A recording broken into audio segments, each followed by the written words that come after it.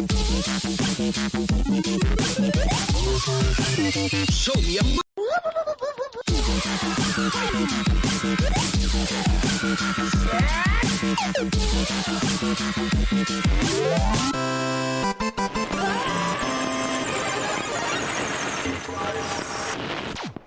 Just as soon as it hits out of the park, just Yahtzee. Good evening, nerds, and welcome to episode 55.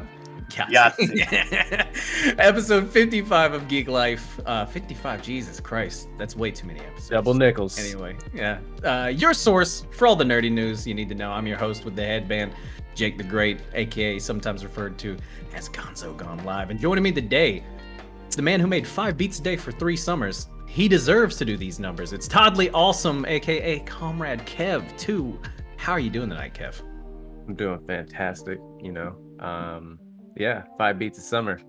I do deserve those numbers. I haven't gotten them yet, so hopefully one day, but we'll see.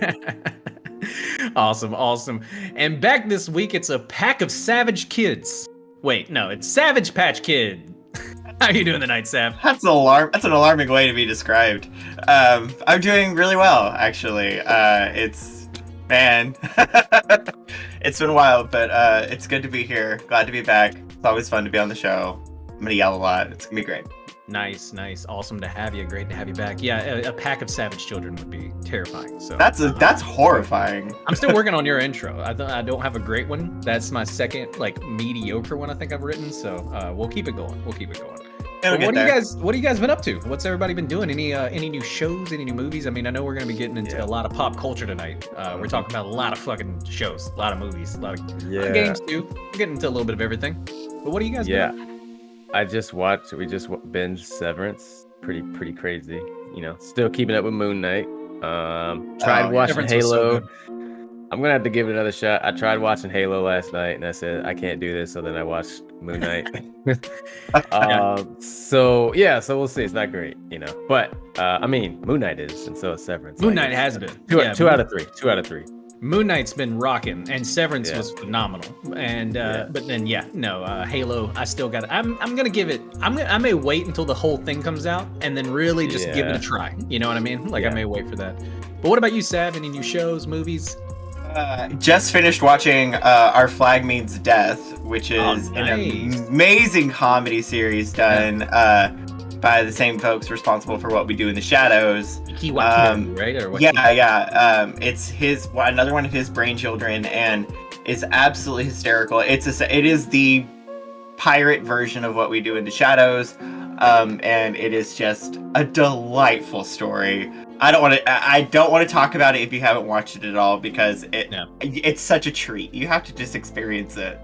I watched the first episode, the whole gentleman pirate vibe and everything. I was really loving it. I got to get back into it though. It's I cannot recommend it enough. Highly recommend.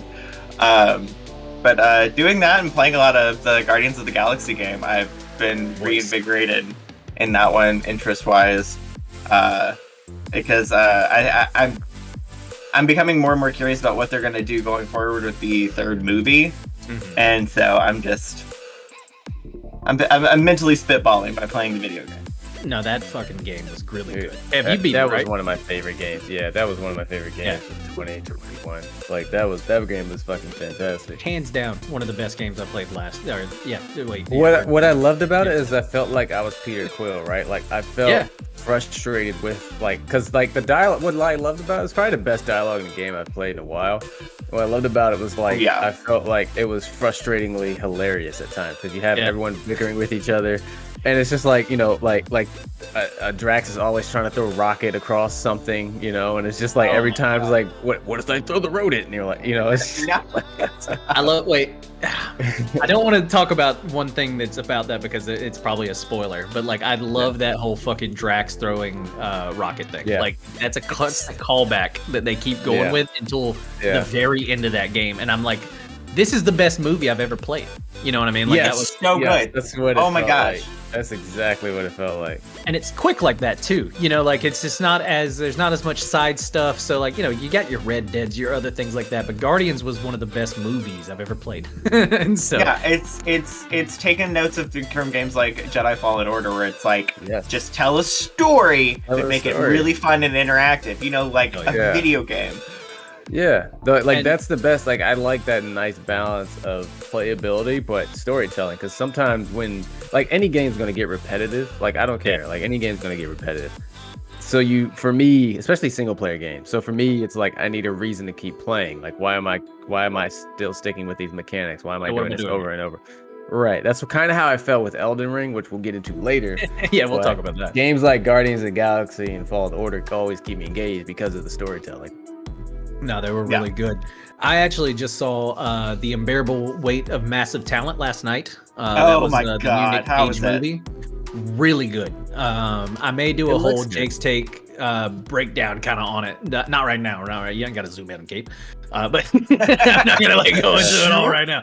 Yeah, but like it was really good. I mean, obviously it's Cage playing Cage, so you're thinking like, oh, how hard could that be? But like Nicolas Cage crushes it, man. And they have this whole like younger CGI Nick Cage that plays like his inner like ego kind of like talking to him and stuff like that. And dude, that shit so funny. There's one Does he have scene the that 90s Con Air monobrow? oh Because if dude, he yeah. doesn't- Well, and the flurly like hair, leather jacket, and he's like, "You're Nick fucking Cage," you know, like just high intensity, like, oh man, and oh, dude, what is his name? Pedro. Pedro Pascal. Yes. Pedro I Pedro want to watch Pascal it for him. I'll watch crushes anything it, with man. that man. Their chemistry, Pedro Pascal and Nick Cage, it's great. Like honestly, it's the second movie I've seen in the past month because Everything Everywhere All at Once was the same thing. Where at the end of that movie, the audience started clapping, and I was just like, Wow. guys. And I'm not a big like fan of clapping at the end of movies. I don't do it personally. I know if you feel like you need to do it because you know, like whatever, the Holy Spirit moves through us all. And So so you never like, clap when an airplane landed? you know, sometimes you got that spirit, you gotta go. You feel it. You know what I mean? You're like, like I loved it. And so I feel that. I get why some people kind of do, but like that's the second one. And so like if that tells you anything, audiences were really liking it. And I would say it's probably about an 8 out of 10 if you're just a normal movie fan. 10 out of 10 if you're a Nick Cage fan. You're gonna fucking love it. If you're a Cage head like me, if you're a raging Cajun, then you know you're probably gonna like it. So you never clapped when the airplane landed? No, fuck Oh, no. okay. Dude, that's his job. Land that goddamn plane. You know, if he doesn't land it, then we got a problem. And so, but I hope I've never experienced turbulence that bad. dude, To fuck, clap. shit's scary, man. Yeah. I've never experienced where I needed to clap at the end though. But moving right along, we have a great show planned for you guys. Let's get right into those headlines, baby. But first, Doodle, do that dandy. Tonight at 11.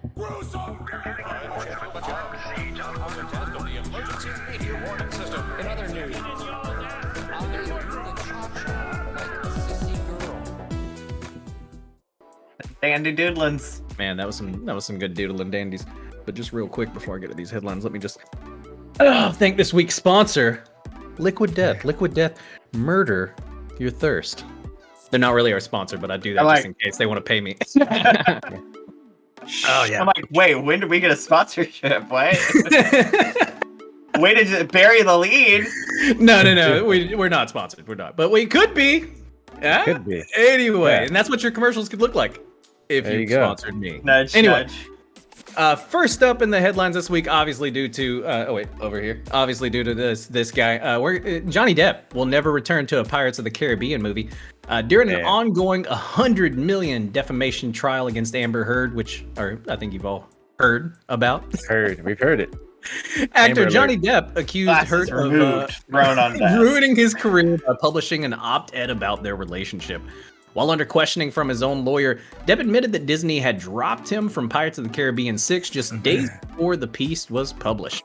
And upon cross-examination, he was asked about a Daily Mail article that reported Depp was out as Jack Sparrow. To which he said, I wasn't aware. No, I'm sorry, I can't do a Johnny Depp, but I wasn't aware. But it doesn't surprise me. He testified 2 years ago had gone by constant. 2 years had gone by of constant worldwide talk of me being this wife beater. So I'm sure that Disney was trying to cut ties and be safe. The hashtag #MeToo movement was in full swing at that point.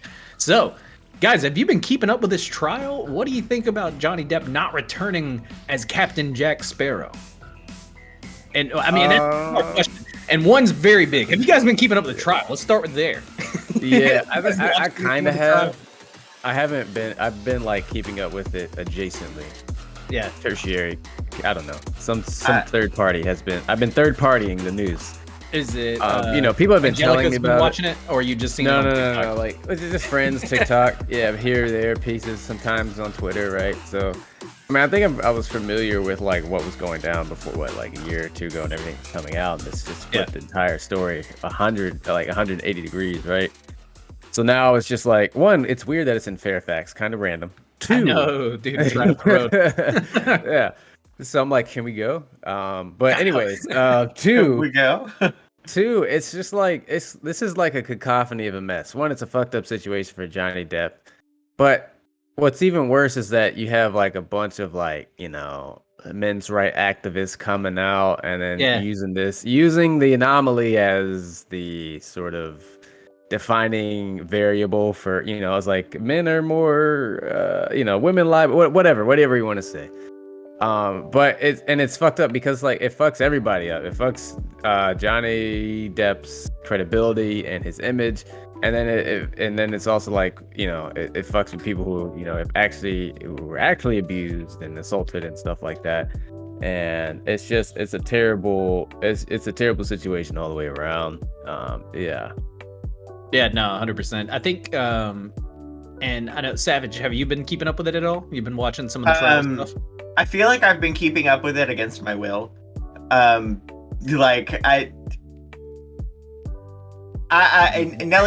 said it best and most succinctly in chat, and that is, it is a classic case of kind of everyone's wrong. Yeah. I said it in football, when both teams have fouls on a play, they call them offsetting fouls, and we move on with our life, right? And so on this one, I'm not saying Johnny Depp didn't do some bad shit, but I'm also not saying she didn't do some bad shit. I feel like these are offsetting fouls. They should pay others some money and then just go on with their lives. I think it's become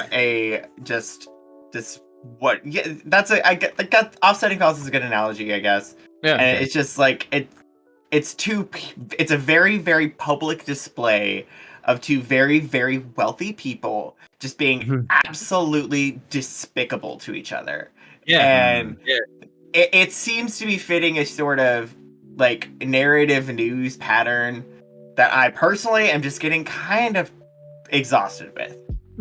That's where I'm at with it. It's a little distracting, but it's and that's what they love about it, right? Like obviously we're here talking about it, and it's just one of those things that like everybody kind of wants to talk about. I mean, you've seen Johnny Depp's been fucking super charismatic in this thing, like there's nothing but clips and clip after clip of him just kind of like, smirking, being classic, charismatic Johnny Depp doing his whole thing. Yeah.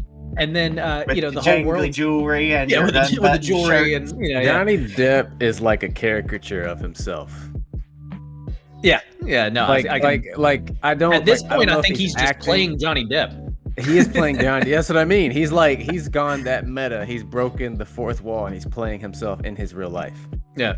Like I just feel like I agree. I think that's true. I thought it was a really huge degree of truth to that. I thought it was really funny that she had said that she found him boring, and all he did was play guitars with old men.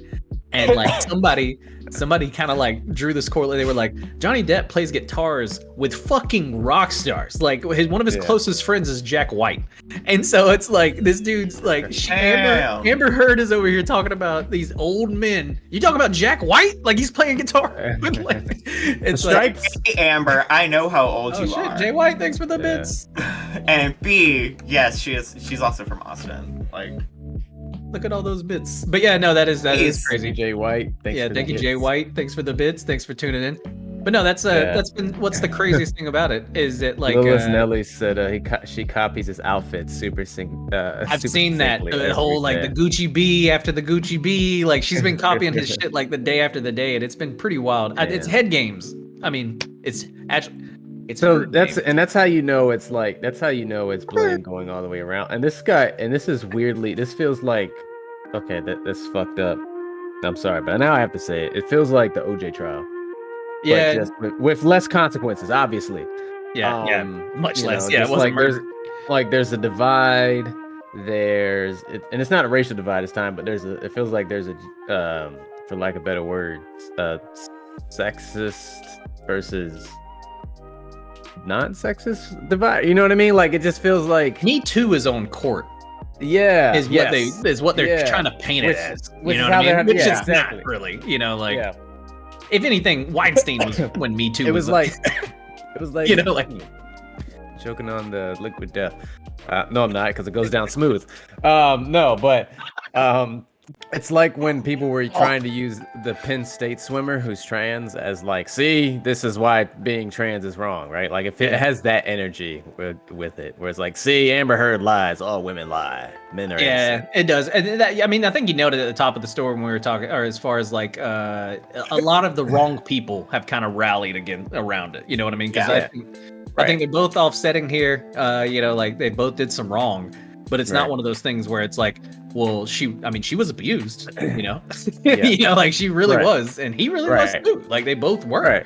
And so it's like they were in a equally abusive relationship. Yeah, like it was a mutually abusive relationship. Mutually abusive relationship. It was toxic all the way around. It was just a toxic relationship. Yeah. Well, speaking of constant toxicity, Kim Kardashian threatened to sue Roblox over fake sex tape in the game. We're going full celebrity blog now. Roblox, a gaming platform with countless player-made games, featured ones that used Kardashian's face as clickbait while claiming to have unseen footage of her Ray J sex tape. On the latest episode of The Kardashians, as reported by Polygon, Kardashian's 6-year-old son Saint, and I actually saw this way before because I'm a Ye fan, but Kardashian's 6-year-old son Saint saw the advertisement and showed it to his mother, who later said, "I have all the time, all the money, and all the resources to burn them to the fucking ground." Roblox has since banned the developer of the game and denied the platform ever featured the sex tape. It was kind of like a clickbait thing. The sex tape was never really on the platform. But do you guys keep up with the Kardashians, and do you think she has a case here? Could Kim sue Roblox and burn it to the fucking ground? So first she goes out and tells the big court case for Kim K. First she goes out and says everyone's lazy and they're not working hard enough, and then someone comes out and makes an honest living, and then is like, nope, you know what? Screw your hustle. It's fucked up. I know, right? Double standards. Double standards. Okay, just because I need an actual number here, but like, this is the Kim K sex tape this is not news. Like, no, that's how she got famous. Right? We can argue her entrepreneurship. She's trying but this is how she got famous. Right. No, you're right. And she's trying to separate herself from that. And I think that's a part of it, right? Because it's which is respectable, but like, honey, anybody with an internet connection can find it and see it. Like, it's bigger than Roblox, is what I'm saying. It reminds me a bit sometimes with Kim K's whole, like, I don't want her to be remembered for the sex tape thing. And I get that. I totally do, right? Like, she's done a lot. Like, I mean, the woman's become a billionaire since that. You know, like, obviously it was kind of a big thing that launched who she is today. But, like, you know, whatever. It reminds me a lot of, like, Mia Khalifa's case against Brazers or whatever. Like, or Pornhub or something, whenever she was like, I want all of my videos taken down. You know, I don't want that on there, you know, anything like that. I'm moving on from it, which, you know, and then Pornhub came back and was like, I mean, you still use your porn star name. That's not, your name's not Mia Khalifa. You know what I mean? Like, it's like, and so it's like, you still are you're still garnering that SEO. You know what I mean? Like, you're still using everything that you can't separate yourself from the thing that puts you there. Like, that's just like, that's your pound of flesh. Or it's just hard to. It is hard to. But that's one why of it's your those pound. things- That's why it's your pound of flesh, though, because like Yeah. you said, she's famous for being Mia Khalifa. And I'm sorry we use Mia Khalifa as an example, but we're just gonna Yeah, stay sorry, on- Mia. Yeah, sorry. Mia's great, by the way. Like she should is, she's actually super nice. absolutely Yeah. be recognized for what she does. What she does outside of now. What Yeah. she did. But the problem with that is that you're using that to be known. Like it's marketing. Like it's like we how the old adage, which isn't true. Any PR is good PR, right? Well, that was your PR. That gave you your name that you can sell to give yourself other opportunities. You just have to take the good with the bad, unfortunately. Like that, like I said, that was your pound of flesh, and you can't get that back unless you change your name and rebrand. Then sure, but there's a reason why you're using that name. It's because people know you for those things that you're trying to get rid of.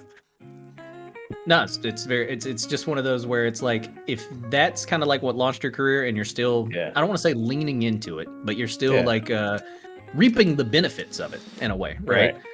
Right. It's hard to then be like, I'm gonna sue everybody who mentions it. Oh shit, we may get sued. Actually, can we get sued by Kim K? I'm like, hold on.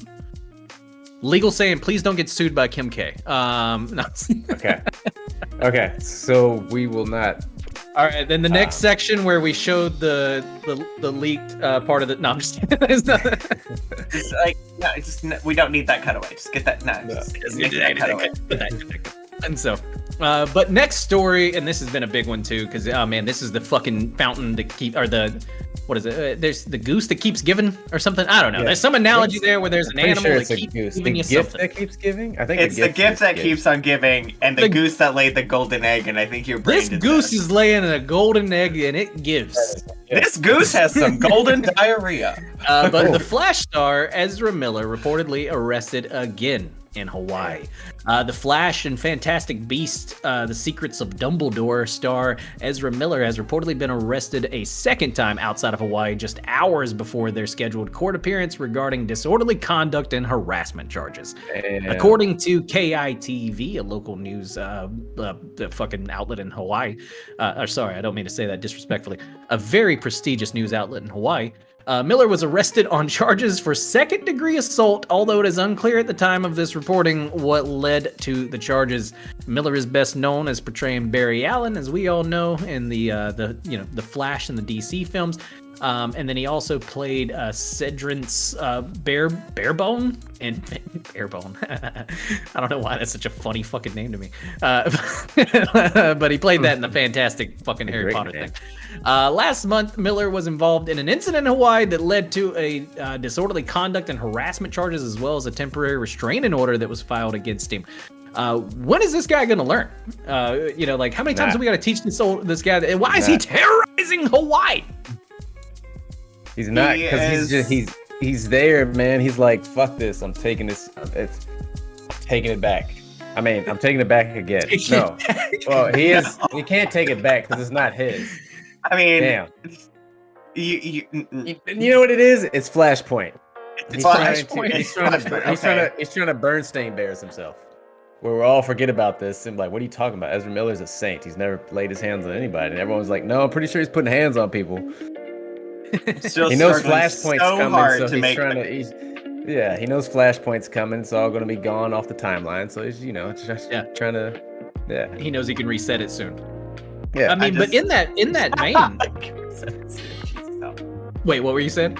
Oh no, I've been I struggled this entire news bit to try and come up with a within the poor taste boundaries, but still funny enough joke about Ezra Miller, white people colonizing Hawaii again, and I can't do it. I was told I'll make a joke about making the joke. The producers told me to mention the poll. Apparently, we have a poll going right now. It looks like we got a poll. Who wins Ezra Miller versus State of Hawaii?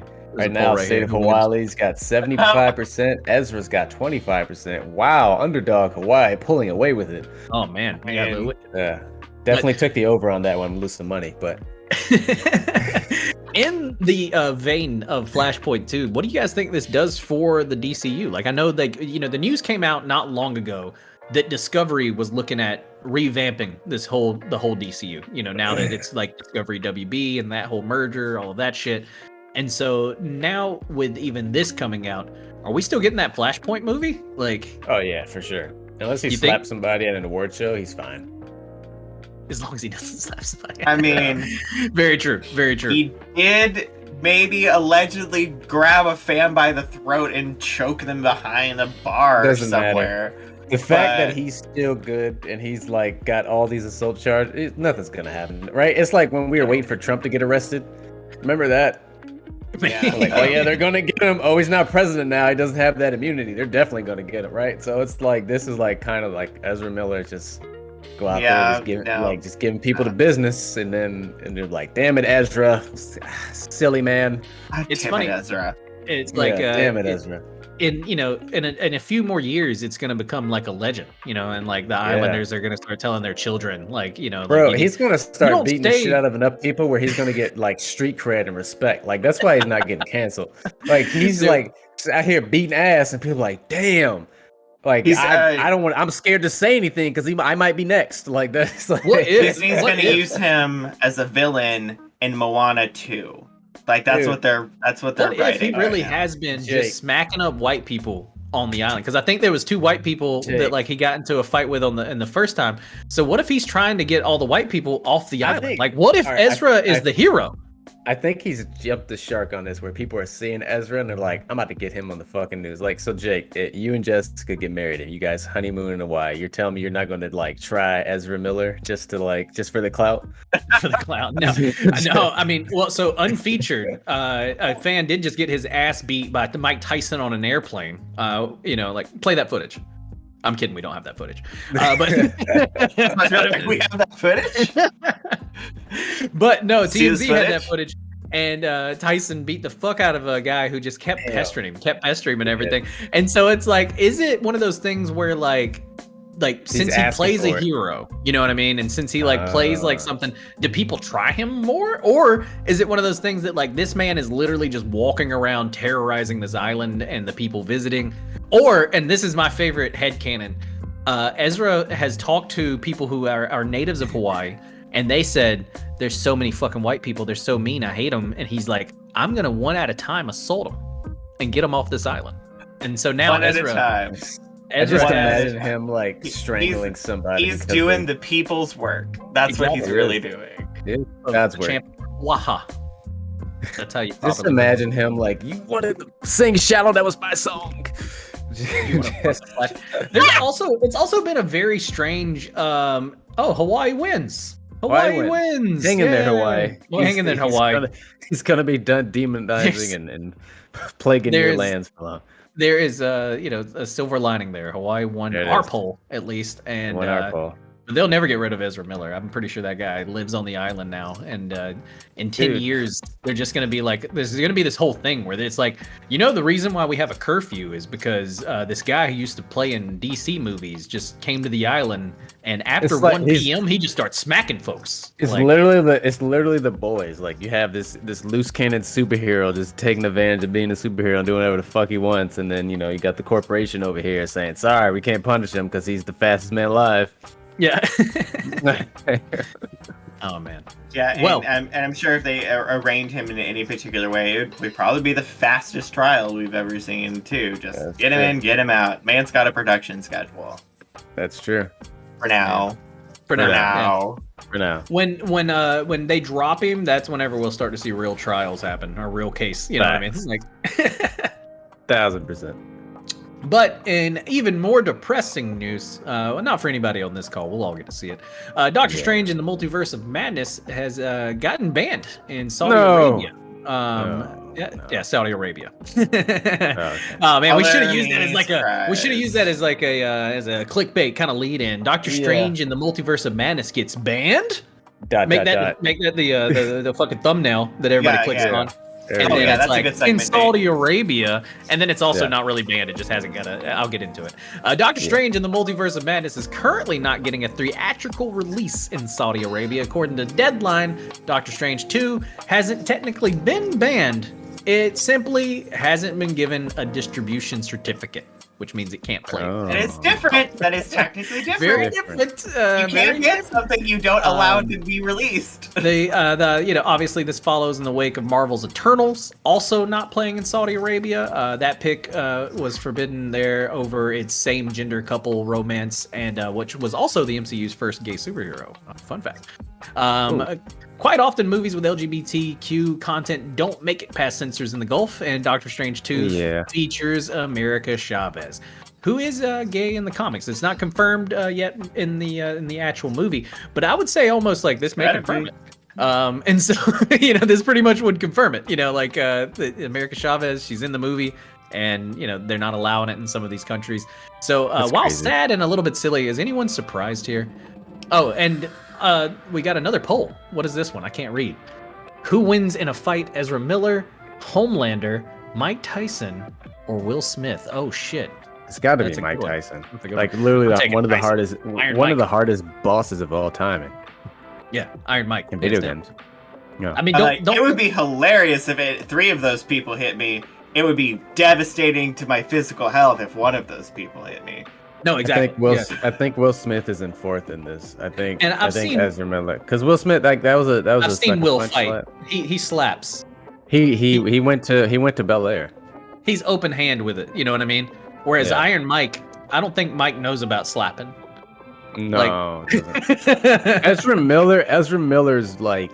I feel like Ezra Miller bites when he fights and throws sand in your face. I feel like he's like a dirty fighter. Like just gets you on the ground, start pulling your hair. I think he throws with his wrists. In both occasions, he doesn't know how to actually punch somebody.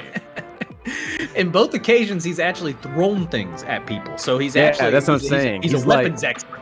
So that's what I'm saying. He's not. You gotta watch it. He's not squaring up, just going fisticuffs with straight hands. He's like he's throwing anything in his reach. He's throwing like we've all played Injustice, right? He's throwing you against the counter. He's throwing glasses at you. Yeah, I forgot about that. Yeah, Ezra is the Flash in Injustice. It's canon. So that's why he'd be whipping so much ass. And if you fucking hit the wrong key on Shallow, oh my god. Boy. Oh man, he's gonna send you into the multiverse. I want to test this. I want to find a karaoke bar he's going to. Somehow figure out a way. The island's not that goddamn big. That's the thing about Hawaii too. It's not that big. We can find it if we had the funds. Make sure I go before him and then pick Shallow and you just bomb it. Or do it perfectly and then just the last note, just fuck it up and then see if that sets him off. Yeah, like, is that it? Is that what's going on? End, He's like, God damn it, these motherfuckers keep testing me with the Shallow bullshit. I swear to God, I'm gonna. It's like a weird anime thing. It like zooms in on him and he's just like, they keep trying me. Yeah, he's doing try Shallow. The shaky rabbit anime villain eyes. Stop! He's just like he's Gaara. He's a Jinchuriki. Or it does the like camera zoom like super like on him. You know what I mean? Like where it's like above his head right there. And so, oh man. Well, nerds. That will about wrap it up for our headlines this week. And I mean, somehow we got back to Ezra Miller. Oh yeah. Oh yeah, we did. We were talking about something. We were talking about Dr. Strange. We were talking about anyway. Hey, that's how you do it. These segues. Those are callbacks. There you go. Yeah. And callbacks. In improv, you always say yes. Exactly. Yes and. So this week we are yes-anding right along into our modular, which is going to be a Geeklife Reacts into Elden Ring. But first, Caper Doodle, do that dandy. Doodle. Oh wait. Yeah.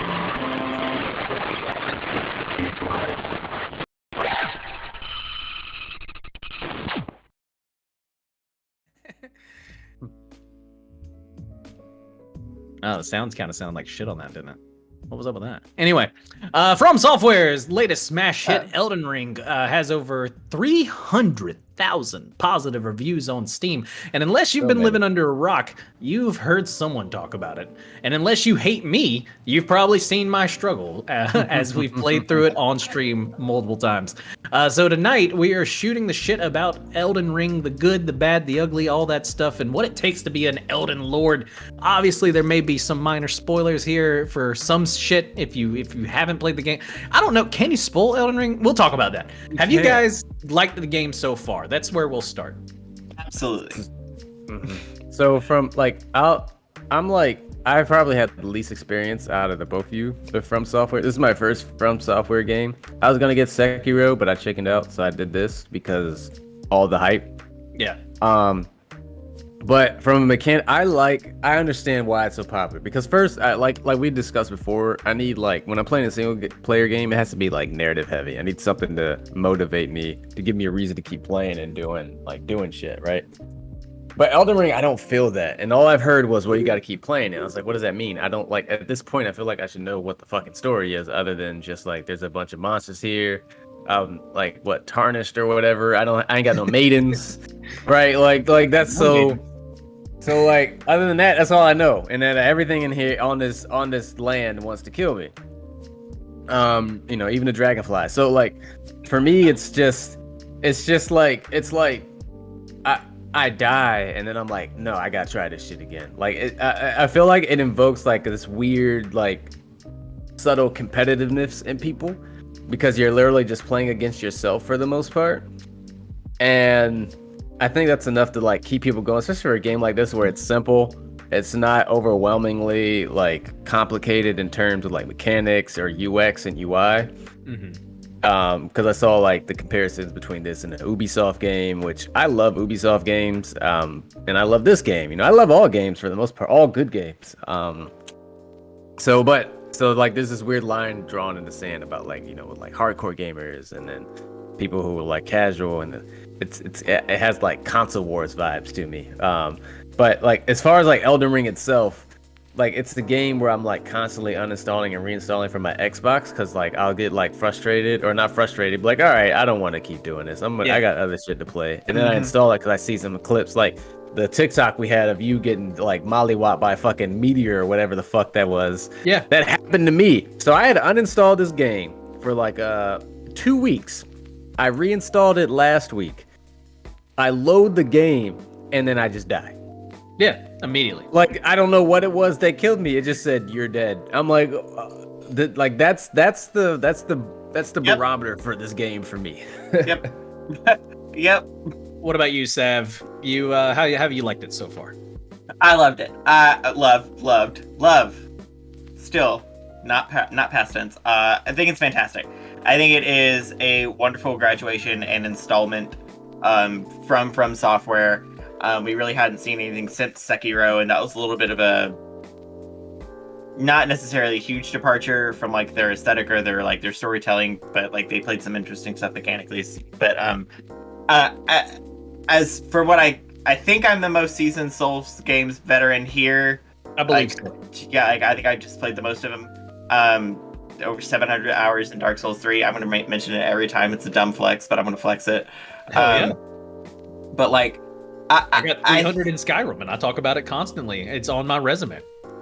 I think it's a wonderful marriage of like continuing the formula that they know works and continues to engage and challenge people, while also through and like a bit of an aesthetic reset, bring in new people to the From Software kind of universe. Yeah. And so I guess kind of like before I get into more of the From Software stuff, because I actually have a question specifically for you later. But what have you guys? Where are you guys at on your playthrough? I guess that's a good barometer for the way. Where are you guys at? Because I know Kev, you said you uninstalled it, reinstalled it. Yeah, so I'm still pretty early on. I haven't killed the tree sentinel yet. I just keep running from him. I got a horse though. Oh, you ain't. I didn't kill that dude until way later.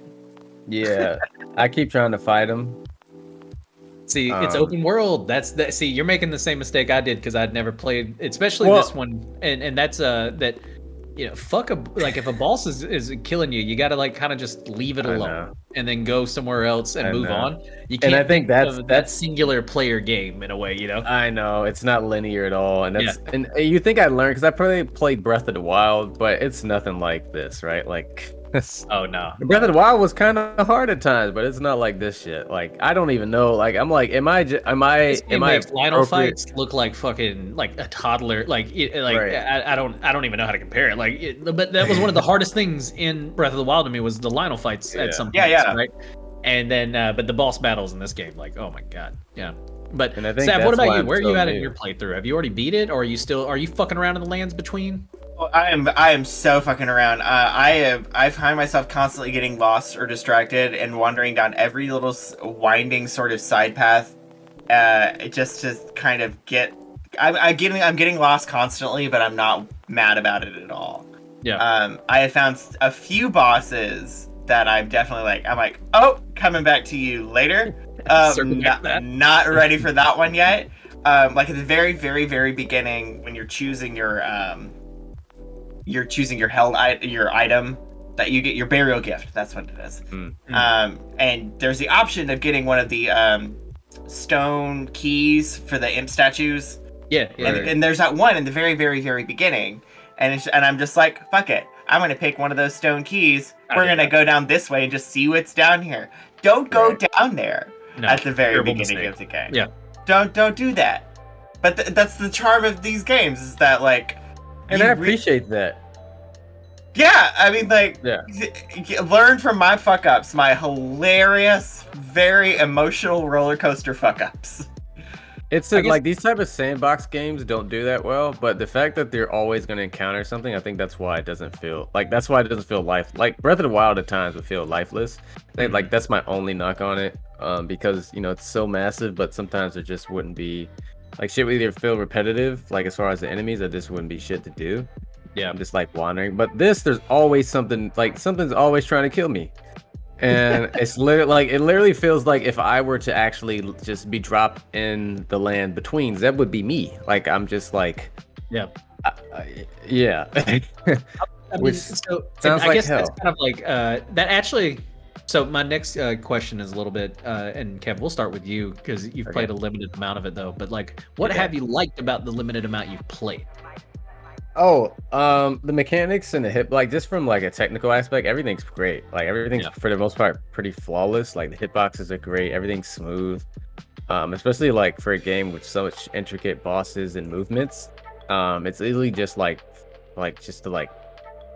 like the hitboxes in the scan areas, or just to be just relatively not well defined. And this one they did a really good job for it. And I like what I liked about it is because like I said, my single player experiences are always just narrative driven for the most part, and this one necessarily doesn't really have that, or it's not its strongest aspect of it. But for me, it's just the mechanics, and I think the challenge. I think that's what I've liked so far about it. It's definitely something I've never experienced before. I don't know how much more of it I'll play. I'll probably do it a little bit more casually, but just from what I've played, I've been pretty. Did you get it on Xbox? Yeah, I did. Yeah, I was gonna say, dude, get it on PC and then just mod it and then have fun. Okay. Sav, what about you? What would you say if you had to highlight a few aspects? What have you enjoyed about it so far?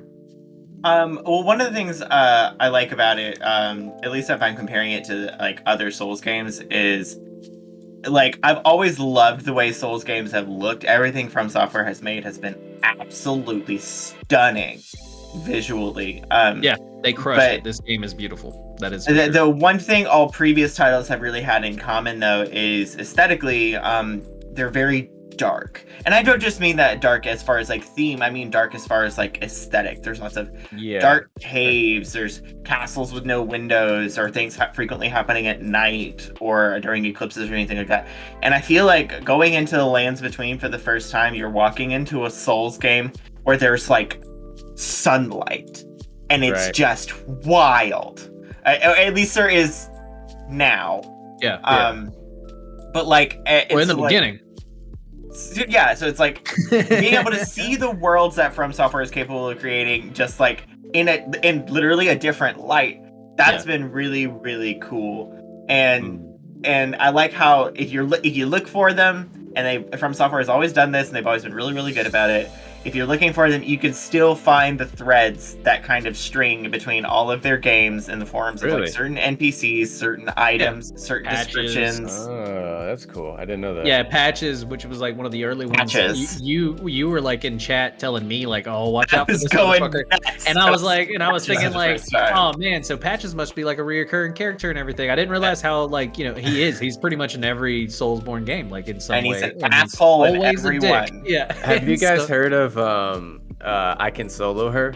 Yeah, oh yeah. We were gonna do I was gonna do a little segment on it, but then the rest of the internet had already, you know, just kind of like jumped on that thing, and so like Dodd even was like, hey, somebody should put something together about it. But he suggested that, and this is not like any type of shit. A day after, I had seen everybody fucking already talking about it, and so I was like, if he would have suggested that 2 days ago, that would have been really good. But like now, it's just been fucking beat up. And like that's why I like this game, because it like creates, you know, it kind of reminds me of like your childhood where like all games were fucking hard for some reason, and then you had this one kid in your had this one kid in your neighborhood, and everyone would go around and watch them just fuck this game, like get through like Super Mario World and you know, or whatever. Like this like this feels like that to me, although you know the sort of ubiquitousness, if that's even a word, of the internet. That is like. That like, is a super funny kind of analogy or a way to put it, is because because that is probably one of my likes and dislikes has been how hard the game was. You know, like that was one of the biggest things that like at first I was like, this shit's impossible. You know, like I'm not gonna be able to beat this. It's, you know, I can't do it. And then, you know, all it took was, you know, definitely some power leveling, and that's all it took in Skyrim though. You know, like and so like I started looking at it from that lens and really starting to break it down to like, it is an RPG. It's just not one that I would typically play, because like that it's kind of like goes into one of my big dislikes is I fucking hate reading. I don't like it. I don't like to read. I listen to books on tape. Oh yeah. I hate fucking reading. And so if you don't like to read, apparently this game, like, I don't know. I watched YouTube videos on the story afterwards because I was like, I kind of want to know what I just played. You know, like, and I kind of had picked up bits and pieces. Like you said, I'm the Tarnished, you know, there's this land betweens, there's a ring, I'm becoming the Elden Lord. But then, like, at the end of it, like, you know, they were like, and this isn't really a big spoiler, there's a couple of different endings, and the most basic one is called, I think it's like the Time of Fracture or something like that, right? And so when you beat it at the end, it's like, obviously, you know, this isn't going to be a big surprise to anybody. You're the Elden Lord. And so, like, you know, you're the fucking big guy now. And it's like, he ushers in a time of fracture. And I was just like, that doesn't sound good, you know? and when I got, like, you know, YouTube videos and shit like that, everybody was like, no, so the time of fracture is actually, it's the most common ending, but it's actually a shitty ending, because From Software, their easiest endings are their worst endings. That's true. I was just about to say, I'm like, and everybody was like, yeah. If you just get the basic ending, you got the worst fucking ending, dog. You need to go do about 100 hours of side quests. Fuck no. And you need to read a bunch of lore stuff. And you got, you know that NPC you killed like at the very beginning of the game because you didn't do a conversation right? Yeah, you have to do all that again now. Like, just roll it over to New Game Plus. Like, no, thank you. No, I'll watch it on YouTube. I beat that game for the stream. I literally did that for the people, and you know, we'll have episode 5 of it coming out not too long. But like, that's definitely, I don't think I'll get back into a game like that for a while, just because I think Nelly even said it. I'm a big relaxing gamer. You know, like I kind of jumped on here so I could decompress. You know, and kind of like life get out is for a little stressful while. enough. Yeah. But then I go into this game, and like Kev said, everything is trying to kill me. That is probably one of my other kind of things that I think this game. If there's 2 things that would have made it probably the best game I've played in a long time. If it had a little bit more NPCs that weren't trying to kill me, told me a little bit more of the story. That's about all it really needed. If it could have like told me a little more of the story through like maybe a little bit more dialogue, because there's a good bit of dialogue in this game. You just got to like fight to get to it. And so you got to go through a bunch of different quest lines and everything. But like, if they had a little bit more NPCs, maybe more than, you know, so the Sites of Grace and then the Round Table are the only safe places in this whole fucking thing. You know, like they, a common element across all Souls games, and one thing they definitely added, it's like they create this world, and it's a very interesting world, and it's a world with a lot of lore. And if you go through the game, you can collect that lore and learn about it. But that sounds very Destiny to me. That's one thing I hated about Destiny. I was like, oh yeah, like, there's the Grimoire. Like you can learn all about the lore and all this shit. And I'm like, dude, this is an RPG. Like the only thing that kept me going with Destiny, like in the beginning, because they would do this every year. Like Destiny 1 came out, like the game was right? And then they released, and then the next thing you know, the next expansion made it great. And then the same thing with Destiny 2, which I haven't caught up on Destiny 2 because there's been so much. But it's always like everything's very vague and, you know, just nothing, like there's not really a defined plot line other than the darkness is trying to take over the light. And it's like, cool. Like you get lore without a story. Right, but the thing about Destiny was like, ooh, I killed this boss, now I get this shiny thing. You know, like that. So I haven't fairly felt that with Elden Ring, other than I guess maybe the challenge. You haven't killed the right bosses yet, because you'll fuck somebody up. They'll give you a Moonville katana, shit. and then you'll be like, okay, this Moonville katana is cool. I fucks with that then, so I might have to get into a little more. When you get the Rivers of Blood katana, which is like what everybody's been, they all like, Rivers of Blood. Everybody wants. Everybody loves that thing. It's fucking awesome though. That's why. The bleed build and bleed damage in this game, that shit. When you get good and like your character's built out and everything, it can have some really fucking fun experiences. But I guess this is kind of like a good question just for you, Sab, because you are the kind of like you've played other Soulsborns and everything. And so how would you say this game compares to the other ones? Because now that I've played it, I'm kind of like, maybe this isn't for me, but then maybe it is, you know, like, and so is this one the easiest one? I feel like we need a segment. That's been my big question, and that's what I wanted to ask you all week for this show. Is Elden Ring the easiest Soulsborne game? Honestly, because people are trying to say it is. I think there's a solid argument that it is, because it's definitely yes. I'll say it's the easiest Souls game. And the reason I'll say it's the easiest Souls game is because there are so many, especially if this is your first one. There's so many of small mechanical quality of life improvements that took until this game coming out for them to add into the game, that like if you didn't know it wasn't there to begin with and you went back and played some of the older ones, you're like, wait, I can't even fucking I can't do that. Like jumping is new in this game. You could jump in previous Souls games, but it was like a weird, but especially if you were playing on a controller, it's a very weird thumbstick button combo. It's unless you've got like the fake backup triggers, like if you have like a non-licensed controller and you've got like the backup triggers, you could use those. I think you can bind one of those to jump, but having it just like as part of your default control scheme, that's new. Crouching in this game is new. Having a mount in this game is new. I love that shit. The four Taurus, all new. So what you're saying is that it seemed like the game's gotten easier just as a consequence of learning from what didn't work or what they needed to add or improve upon. Not necessarily the difficulty of bosses, but it was difficult because, like you said, you couldn't jump, you could crouch. Now they've learned and they're like, okay, we're going to keep the same difficulty of enemies, but we're going to let you do a little bit more. Yeah, yes, exactly. It's like we're streamlining how it feels to actually play the game, but the game itself is not really getting easier. I mean, like, sure, there are going to be moments that, like, especially for seasoned Souls players, where I'm like, okay, we know what we're doing here. We recognize this pattern. We know how to handle this situation. But even as a seasoned Souls player, I'm like, I bet that this is going to happen here, and just call it completely wrong and still be surprised and still end up dead. Like, it's still pretty easy to keep someone on their toes with this game. So, like, are the games getting easier? No. Are they getting easier for people to play? Yes. See, that's what I like too. That's about a good it. distinction. Like, it just right feels there. like I feel like veterans are getting their asses handed to them too, and that gives me hope. That's like cool. It's not just I suck. I mean, I probably suck, but you know, it's just hard. Well, it sucks all the way around. Okay.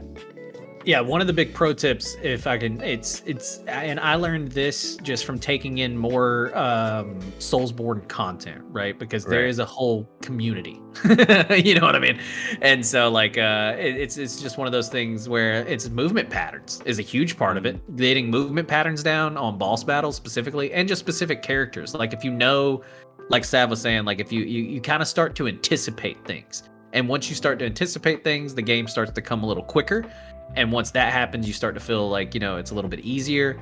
And then, like, there's things in this game that weren't in the previous ones, like the mounts and stuff like that. That, like, that's a big reason why this game was actually playable to me. Like, there's parts of the game that were so hard that if it wasn't for the fact that I could just call my horse and run the fuck away, I would have quit probably way before. You know, like yeah, that's new too. Being able to just run away from something, like. But yeah. But I know, you know, we're kind of running out of time. And so let's get to the last question, and it's the big one. Would you recommend it? And Kev, we'll start with you. I know you've played it a little bit less, but so far, what's your recommendation on Elden Ring? I'll do this just from the lens of someone who's a complete novice at these type of games, or like, just from software in general.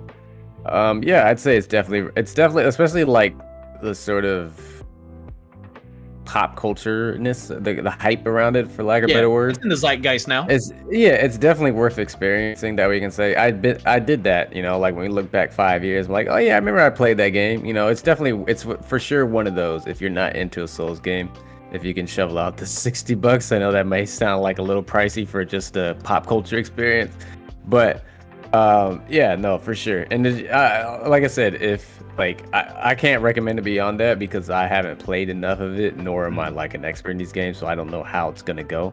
But I think I've got my money's worth. Yeah, 100%. What about you, Sav? You recommending it? Oh, 100%. Absolutely am. Are you gonna convince like you're really, really, really hardcore, like I played Demon Souls back on PS3 with mods, kind of From Software gamer, that it's the best in the franchise? No. But is it an enjoyable experience for both veteran players and for people who are new to the franchise? Absolutely. And there's so many parts about this game and about Souls games in general that I'm so glad that people are beginning to re-experience and sometimes experience for the first time. And I think that alone is worth the recommendation. Just because like it could be a game you never pick up again. It could be your favorite game you've ever played. It's so divisive that way. It really is. And I think that's my recommendation too, is pretty much, you know, and I like, Kev, how you said you feel like you got your money out of it so far, and you still have a lot to go. I feel like if you do a little bit of grinding on the side and come back, you know, and play around, you may realize like, oh, you know, like it may be a little bit more fun, you know, for you. Just level up. That's my biggest thing, and focus on health. If there's anybody watching this that's thinking about playing Elden Ring, focus on fucking health. Picked that. I kind of people think up. Like, oh, like, hey, I need to focus on this. Focus on health. Get your health bar up, and then start focusing on some other shit, because you all bleed the same. Yeah, and so, but the biggest part is that, you know, I felt like I definitely got my 60 out of this guy.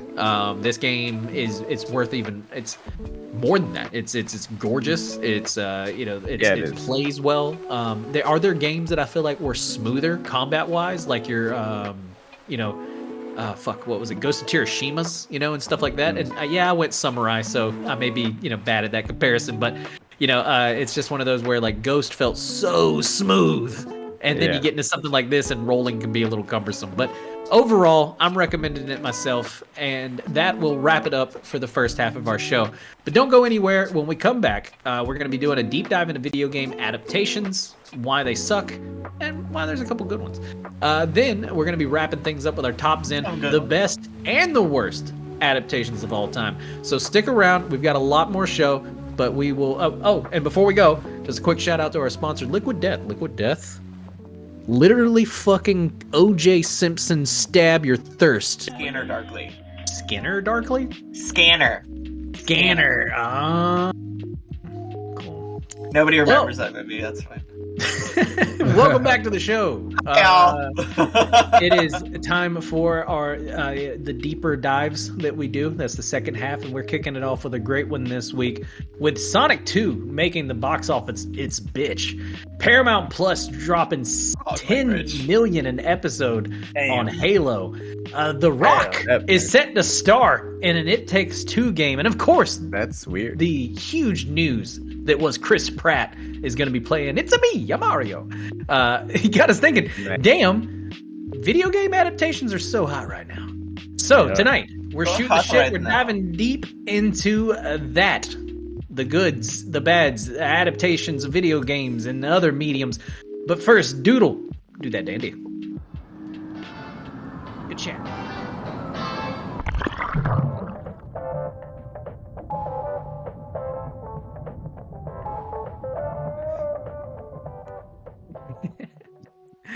Cool. Well, I don't even know how to start it off because that was my intro and you just came into me. What? Now I'm alone and I'm here. But what do you guys, first question of the night, because we're diving deep into video game adaptations. What do you guys think adapting video games to shows, movies, etc. is so damn hard? Why can't they do it? Because they try to condense what you would spend tens of hours of on into a 90-minute movie. Yeah. And they miss so many. And not only that, I think so that way you're naturally going to miss so many different elements and plot devices and shit. But also you're just going to probably have a bunch of people working on it that has no idea. I mean, we struggled for this for a long time with comic book movies. Let's not pretend comic book movies were always great. They were boring for a long time. So I just don't think we've done enough trial and error with the video game medium yet. What were you going to say, Sav? Did you say how much time do we have? This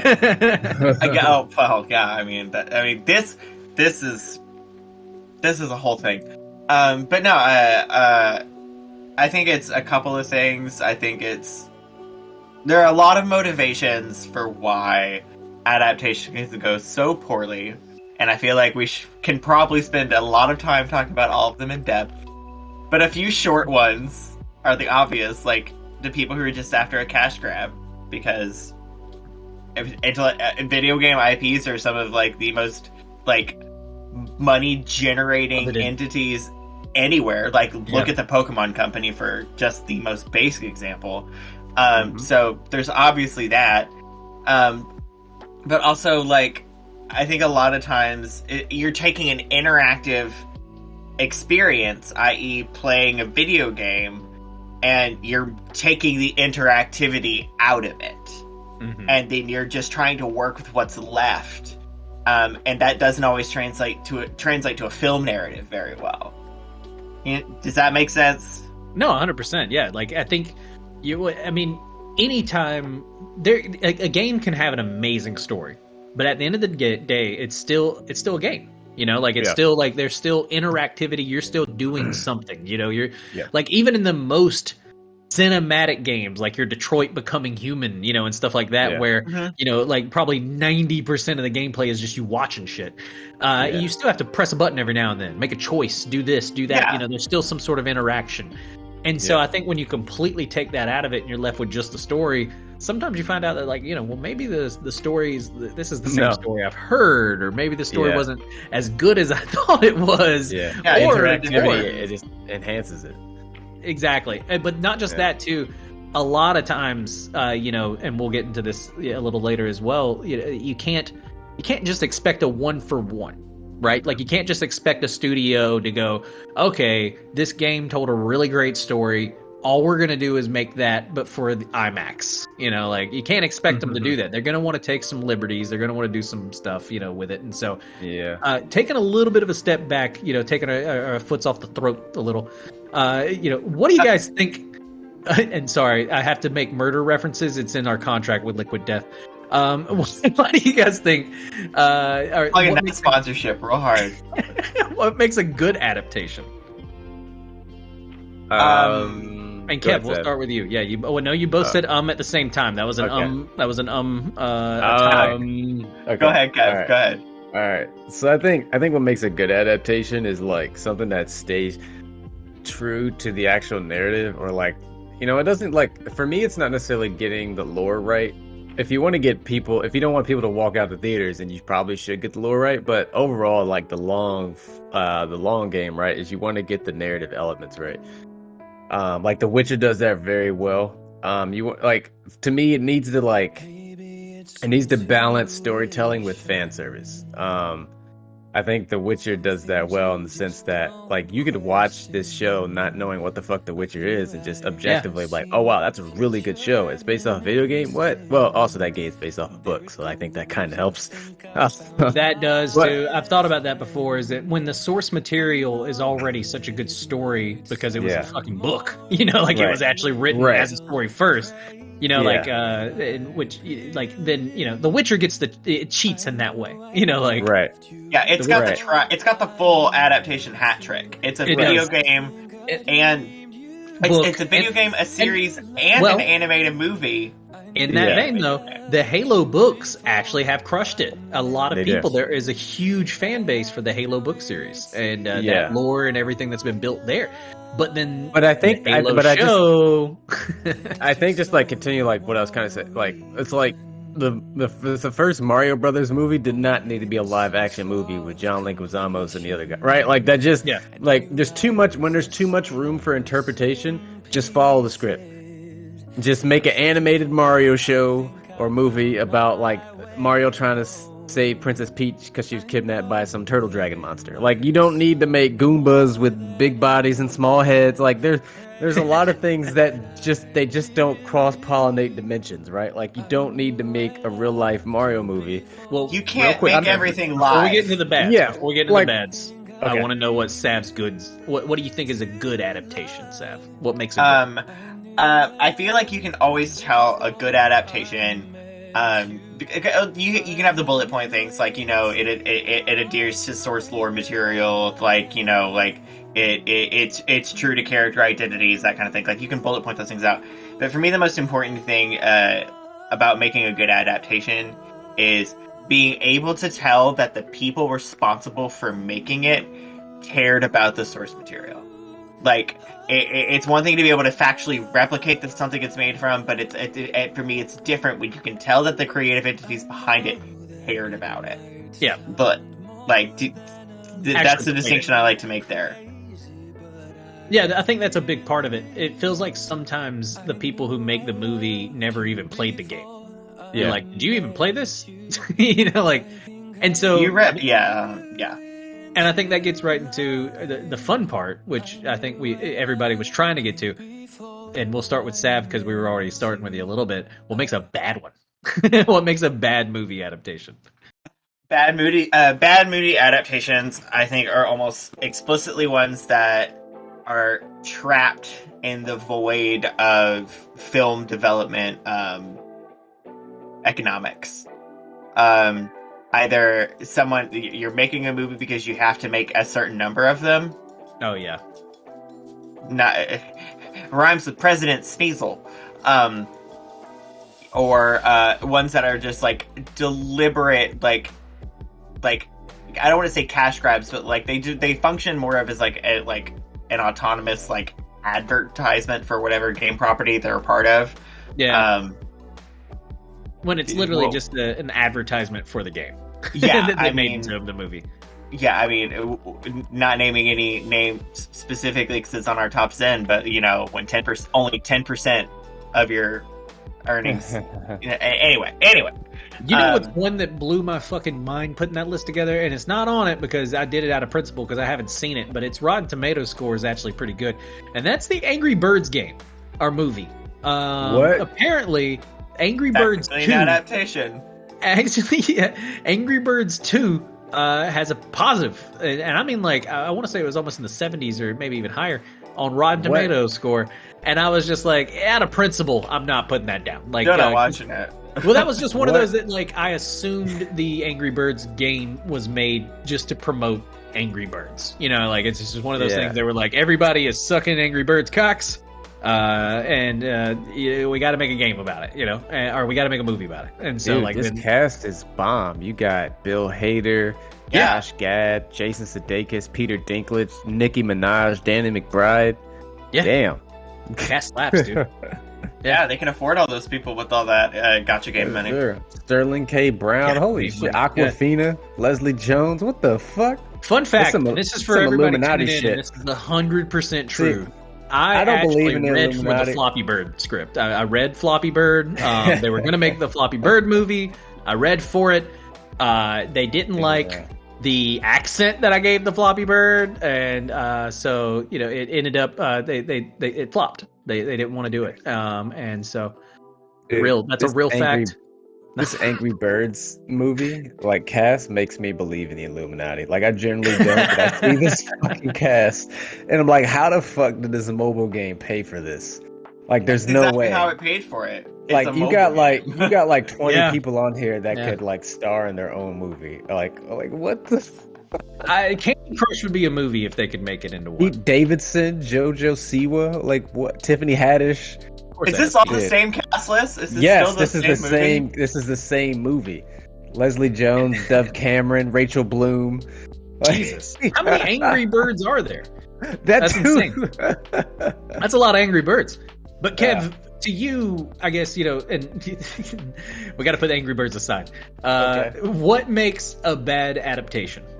Well, apparently all you need is hella budget to fucking fill a stellar cast, and you'll get a bomb-ass video game movie like Angry Birds. Maybe that's the recipe, but no, I think what makes a bad one is kind of like the opposite of what we were talking about, or what I was alluding to earlier, just like trying to, like, a game that's open to interpretation too much, like Mario, which I guess wasn't open for interpretation. It's pretty black and white. Trying to make gray in a game narrative that is black and white, I think falls apart every time.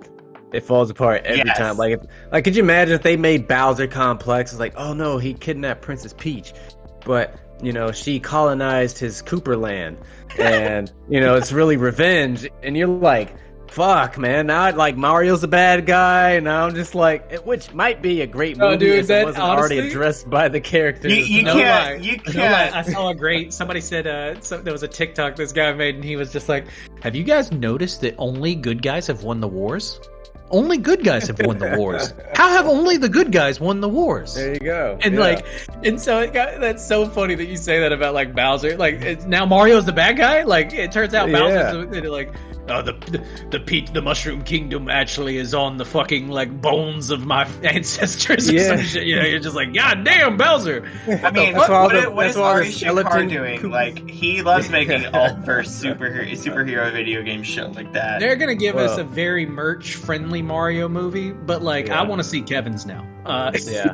There you go. Whoever owns the rights to Mario, that's how you do it. You really just need a better VA than Chris Pratt, and that bar is very low. Very low. Yeah. Whatever. I think everything Chris Pratt has been in. I would love to be in all of those. But like, besides that, right? Like, making things too realistic, like Sonic with teeth, like that just weirds everybody. Like, no one wants to see that.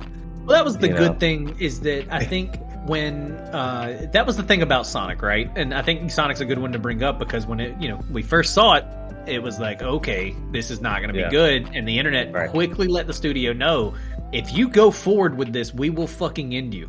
And the studio is one of the few times the studio was like, all right, let's take a step back. Let's maybe reevaluate the situation here. Yeah. And so I think that's that's a good kind of like point to look at, is as far as like Sonic and the studio being like, this is a video game thing. The fans have very high expectations. So let's take a step back. Let's get this right before we put it out there.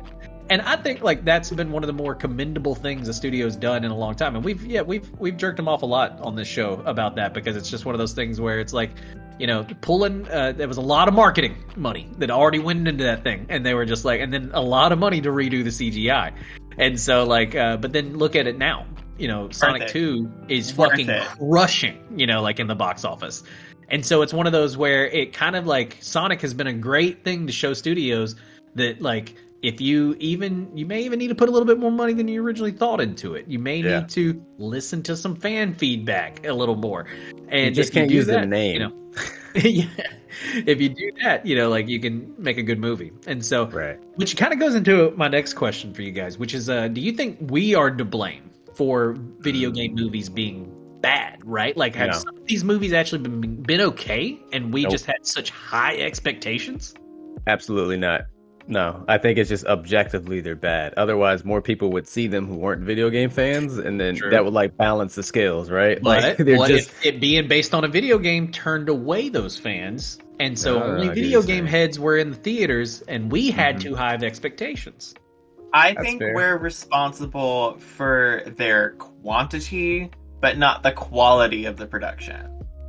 Yeah, and critics too still have to, you know, watch just about everything. So eventually, like, someone would be like, no, like, you ever see those Rotten Tomato scores where it's like the critics review is low and then the fan score is high? You see more of that. You don't see any of that mostly with video game movies. I think everyone agrees for the most part that most of them are pretty terrible.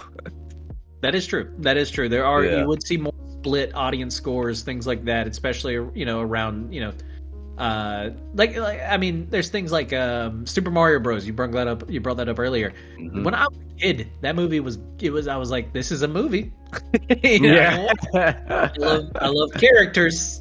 You know, like, and so it's I think, you know, I had lower expectations back then. That's the same thing with you know, Doom. I don't know if either of you have ever seen the Doom movie starring future President Dwayne "The Rock" Johnson. That first person, like, oh my God. Yes. When I was younger, I thought this movie is awesome. Bomb. Right? Yeah, it was. And then, like, I think I watched it not long ago whenever I was back home. And because I don't know if any of you guys have this, I'm from like the deep fucking South, and so when I go back home, all they have is cable. We don't have streaming because the internet's so fucking garbage. And so, like, and we'll go down that some other time whenever we want to get political into how, like, the rural areas of the South have just been given the shaft when it comes to internet speeds.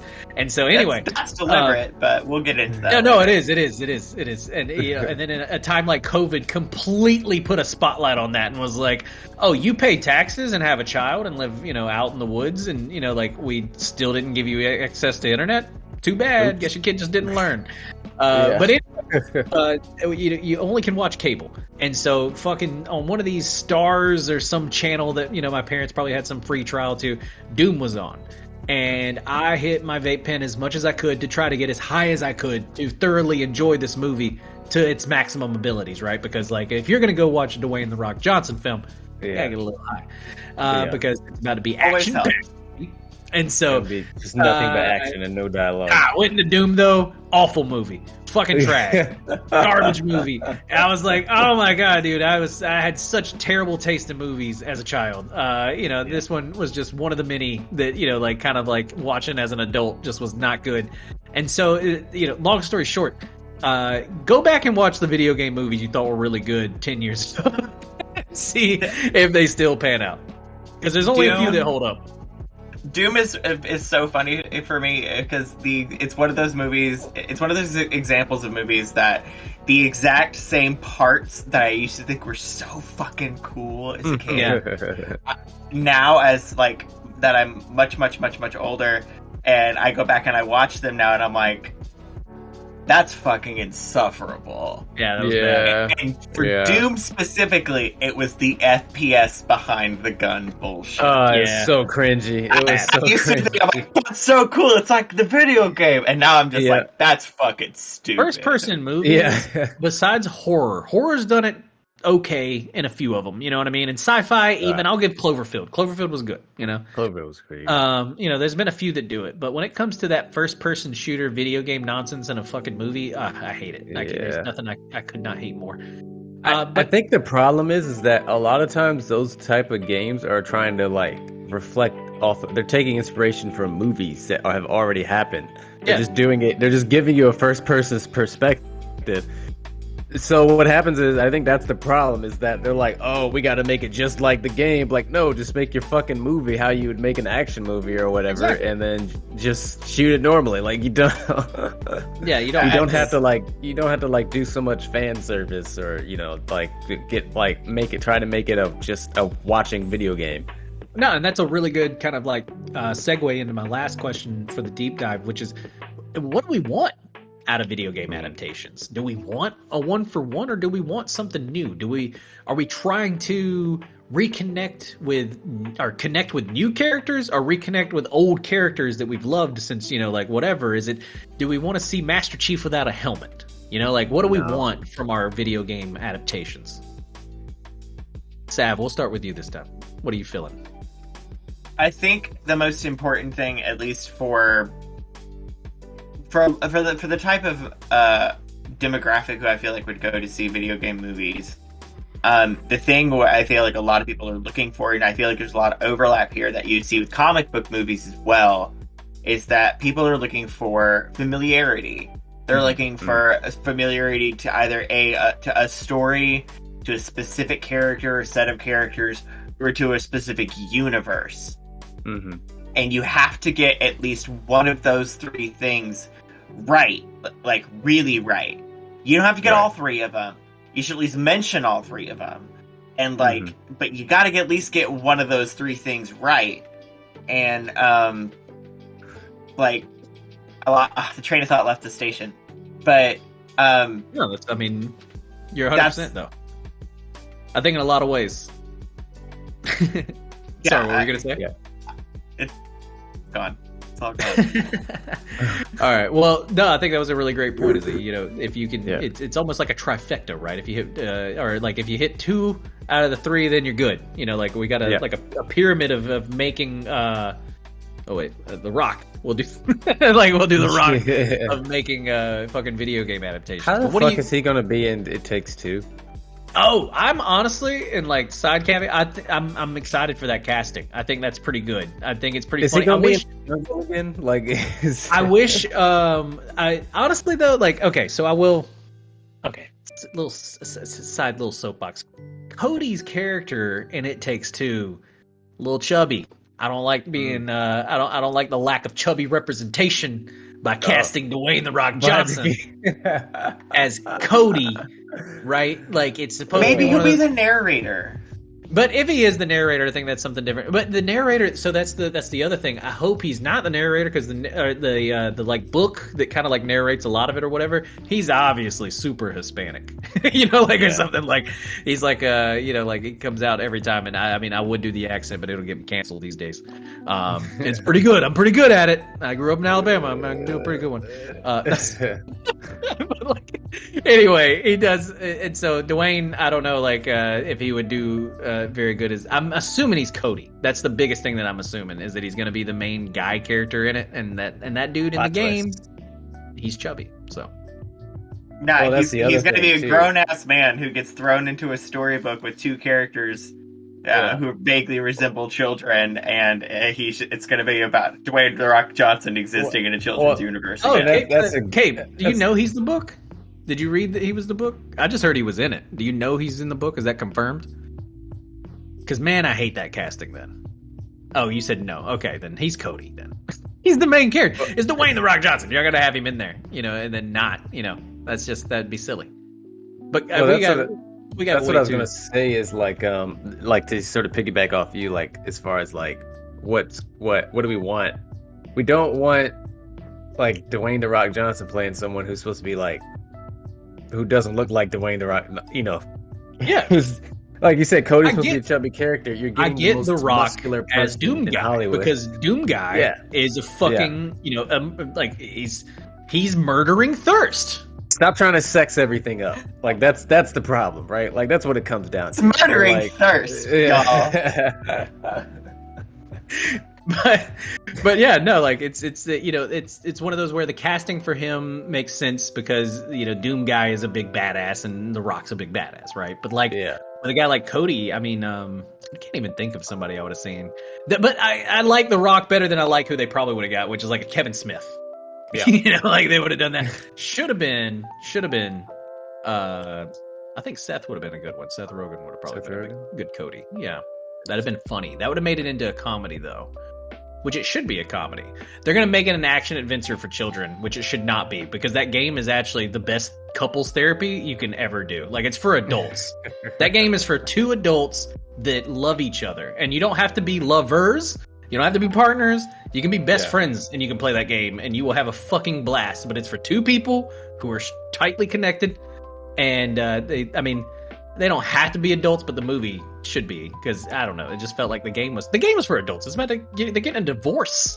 Anyway, the only top Zen we could do was the best and the worst adaptations of all time. And so we did just that. We put our heads together.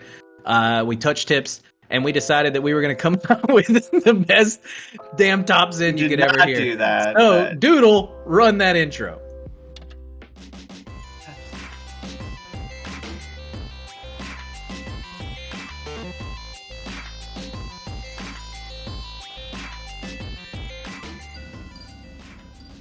Something about that. This ain't a real workplace. No one's getting paid. So, we're kicking it off with one of the best, which is Silent Hill 2006. Sure, it's needlessly clunky in places, but it certainly brings the chills. In hindsight, Silent Hill was a perfect fit to cut through the thicket of below-average video game movies that seem to come out every few months in the mid-2000s. Packed with a decent cast, including, Sean Bean surviving, and more than its fair share of scares, Silent Hill may not stack up against its horror peers, but for a video game effort, it's more than good enough. Bonus points include Pyramid Head, just as terrifying, perhaps even more so, than its video game counterpart. And a sight that will be sure to have you hiding behind the sofa long after the credits roll. The nurses were also really good in this first one. I don't know if you guys ever played Silent Hill and then watched the Silent Hill one, but overall, the first one that came out in 2006 was a decent adaptation into video game movies, at least from my perspective anyway. And that's why it made the best. And it looks like, Sav, you put a couple numbers up here. This one made $100.6 million in the box office. Wow. Damn. That's crazy. Not bad. It's not bad. It's really not, considering it was a very, like you said, it was a very hyper-saturated point, especially for, like, the survival horror video game, thing. There's a few of those on this list. But I loved it. I love Silent Hill. It's one of my favorite horror franchises. Yes. Yeah. No, the game or Could have this been movie? worse. Could have been worse. The game or this movie? The games were great. Movie Games could are have been great. worse. Could have been worse. And I love that you say that, because then you also have our first worst on this this cascading, bouncing back and forth list of best and worst. And it's also a Silent Hill movie. So what is the worst? So lowest bracket on our tiers of worst adaptations, we have Silent Hill Revelation 3D, the sequel to the previously aforementioned Silent Hill, released in 2006. Silent Hill story of everyday characters lost in the crazed rituals of a small town cult. Seemed like, your typical kind of B-movie horror fodder. But, the first one wasn't a total loss, so they figured, hey, let's do it again. The classic. The film plot loosely follows the events of the third Silent Hill game, which served as a true sequel to the first Silent Hill game. The stories were contrived and a little problematic. There are a lot of parts of that where I'm like, I know that's the actual story, but you really shouldn't say it that way. They did. The first one did such a good job of doing justice to the first game. They tried to kind of bring that same dedication back, and fortunately, not a lot of it can be said the same. Notable cast: Sean Bean comes back. He unfortunately does not live through this one. Spoiler alert, but it's not that much of a spoiler because it is Sean Bean. Kit Harington coming in off of his Game of Thrones hype, trying to break past that character casting, which he's still kind of struggling to do, in my opinion. Bless him. Yeah. And Carrie-Anne Moss, featuring a very potentially riveting villainous character. But again, the hardest part for me for this particular film was this advent of film generation of everyone trying to make things 3D again. Yes. And it was very much read as one of those movies that was like shot to only be seen in 3D. And so, no. and so on top of this not being shot very well in a cinematography kind of spectrum, if you're not watching it in that environment, there are literally shots that you can see that I'm like, that was meant to be watched in 3D, and it looks really fucking stupid. I hate that. And horror did a big bout in the mid to early 2000s. So many things flying at my face. Yeah. Every week they were trying to, and there was some movies that it kind of made sense with. You had your Final Destinations. That movie was a little intense in 3D, but I mean, it was still super gimmicky. And if you've ever seen this one, was this the one that had the girl was the villain, and it was like a little girl or something like that? Well, yes and yes. She's like a weird tentacle thing at the end, right? Like a big scene where she's like hanging up in a church. That's the end of the first. That's the end of the first movie. One? It's not tentacles; it's barbed wire. Anyway, I will say this much about. Before I get too far into my love for Silent Hill, which is kind of weird, I will say that this is definitely one of those examples of, while I am cognizantly and consciously aware, and I also have bullet point reasons why this is not a good movie, I still very much enjoy it. Yeah, and there's a couple of them on this list that are like that. Like this, objectively, it's a bad movie, but we can still enjoy it. Yes, this is one of the biggest telltale signs of the contrast of a best and worst adaptation. This is a really good one. Best, Silent Hill 2006 that I just gave you prior, $100.6 million. Worst, Silent Hill Revelation 3D, came out in 2012, 6 years later, $56 million. Half. Stark.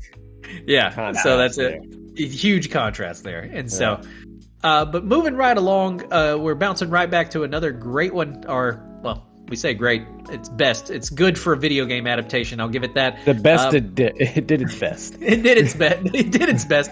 Mortal Kombat 2021. The 2021 adaptation of Mortal Kombat scores a place on this list for some of the fight scenes alone, and has enough gore splashing around that fake blood supplies must have plummeting during production. Protagonist Cole Young, played by Lewis Tan, and a new addition to the Mortal Kombat universe, but his fate to fight in Mortal Kombat competition means we get to see fan favorites like Sub-Zero and Sonya Blade back in action. Just no fucking Johnny Cage. Anyway, sure, the dialogue is a bit clunky, but these characters get hit in the head a lot, so it's perhaps understandable that they're not, spouting Shakespearean lines all the fucking time. I mean, this is literally a fighting game made into a movie, so I don't know what we were thinking about for the dialogue there. But if you're a fan of fight scenes, or you just want to disconnect your brain and relax in front of some brutal fatalities, then this is the movie for you. And this bad boy did make $83.7 million in the box office, so not a terrible one. And that's with a direct HBO Max release split. That is with it being on HBO Max as well. I watched it at my house, so. But in a great transition, Kevin, what is one of the worst ones that we have on the list this week? Well, yeah, and one of the worst ones, similar to what we were just talking about in our first best to worst, is Mortal Kombat Annihilation, keeping in with the franchise again. 1995's Mortal Kombat was good enough to miss a place on our list, while also becoming a box office smash, grossing nearly 10 times its minuscule budget.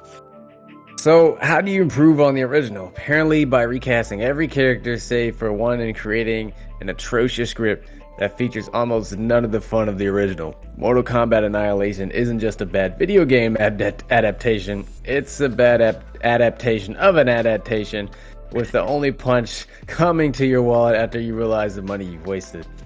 Even co-creator Ed Boon said this in an interview. I don't know if this is my least favorite memory, but I wasn't a big fan of the second movie. Wow. Mortal Kombat Annihilation did, however, make $51.3 million at the box office, while it was created on a budget of $30 million. So, not a total failure. This kind of goes back to what we were talking about earlier, like just when we saw a movie as a kid. Because I remember when I watched Mortal Kombat as a kid, I was like, wow, that's cool. Yeah. And then I watched it as an adult, and I'm like, oh my god, what is this? So 95's Mortal Kombat. I got to give it its due. It was an early 90s film. Solid. I think you got to shit on it for what it did to Reptile alone. I will say that, for what it did to my man's Reptile, 95 one. Yeah. I won't give it the respect. Why did they start making him a lizard? I never understood Raiden's that. so white. Yeah, that was a pretty white Raiden. They were both white Raidens. They were both white guys. Yeah. That's is that canon? No. Is 8-bit Raiden in the original game? God forbid, But Annihilation does have a cult He was following. Raiden the White. Like, he literally had the Gandalf hair and robe and everything. Yeah, no, he was. Yeah, I mean, that's what happens when you have lightning coursing through your blood, though. It's like Thor. It hit him with some Norseness. It's a long walk, but keep going. Please keep going. But no, the Mortal Kombat movies, especially the '90s ones, this one, Annihilation included. '95, we kept off the list, like Kev said. It was good enough to miss a spot, right? Like it didn't. Yeah. Annihilation's one that if you watch it again as an adult, you're like, this is objectively a very bad movie. I don't want it to be. But holy fuck, it is so cringy. Like, you remember, it's so bad. You know how like the '90s Power Rangers was kind of cringy, but it made sense because it was a kids show, and it was like the early '90s, and you can still kind of watch it and appreciate for that. It's kind of how Annihilation felt, but it was trying to be mature. Yeah.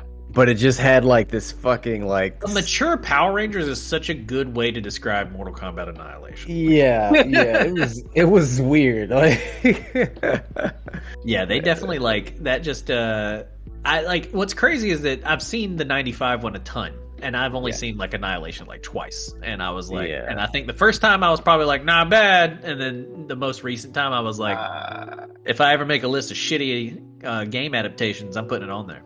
So that's why I made it.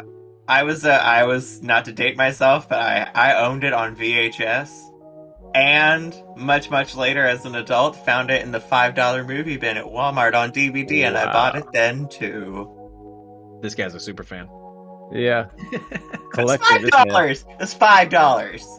Yeah, I like and I like collecting. I like tangible media. You know what I mean? Like if there's a DVD, I've got a bunch of DVDs still and Blu-rays and shit like that. Can't shy away from a good deal. Exactly. Yeah. If I see I think I passed one time next they to had Hocus Pocus. They had the Big Lebowski on Blu-ray for like $5 at like a bin at Walmart, and I was like, I got $5 to spend on the Big Lebowski on Bluray. Yeah, there you go.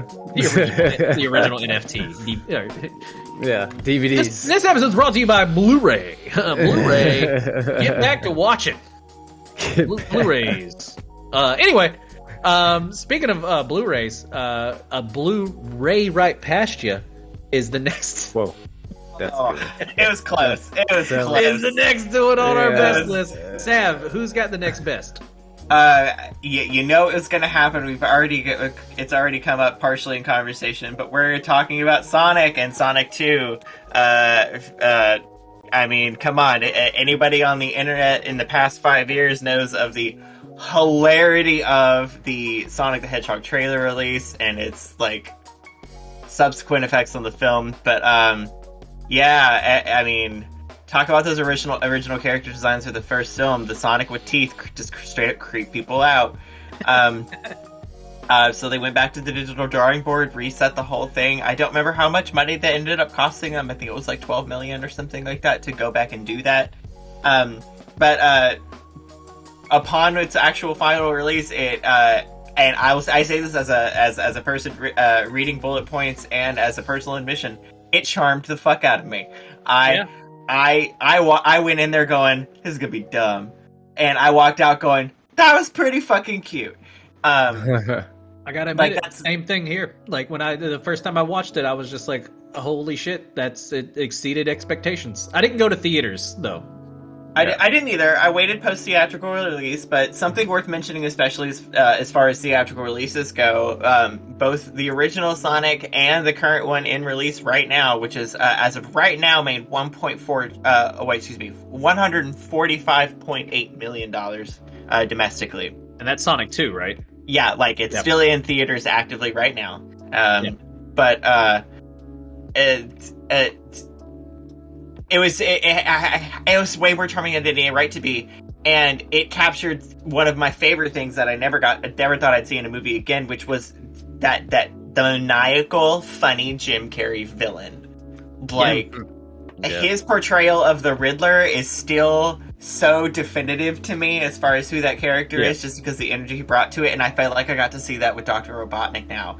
Which is a character, like, when you think about it, he's fat, he's got a weird mustache, likes robots, and a weird thing about small animals. Like, that's a character model I feel like you can infuse, like, a lot of charm into if you give it to the right person, and giving it to Jim Carrey was, I think, exactly the right thing to do. Oh, yeah. And it's apparently also one of his top grossing films. And that's insane. For Jim Carrey, that's huge. This is the man who did The Mask. Liar, liar. The Mask. Yeah. Fuck, there's a lot of Jim Carrey movies. Cable Guy, Dumb and Dumber. Cable Guy, Dumb and Dumber. Like, yeah, keep going, Saf. Ace Ventura 2, When Nature Calls.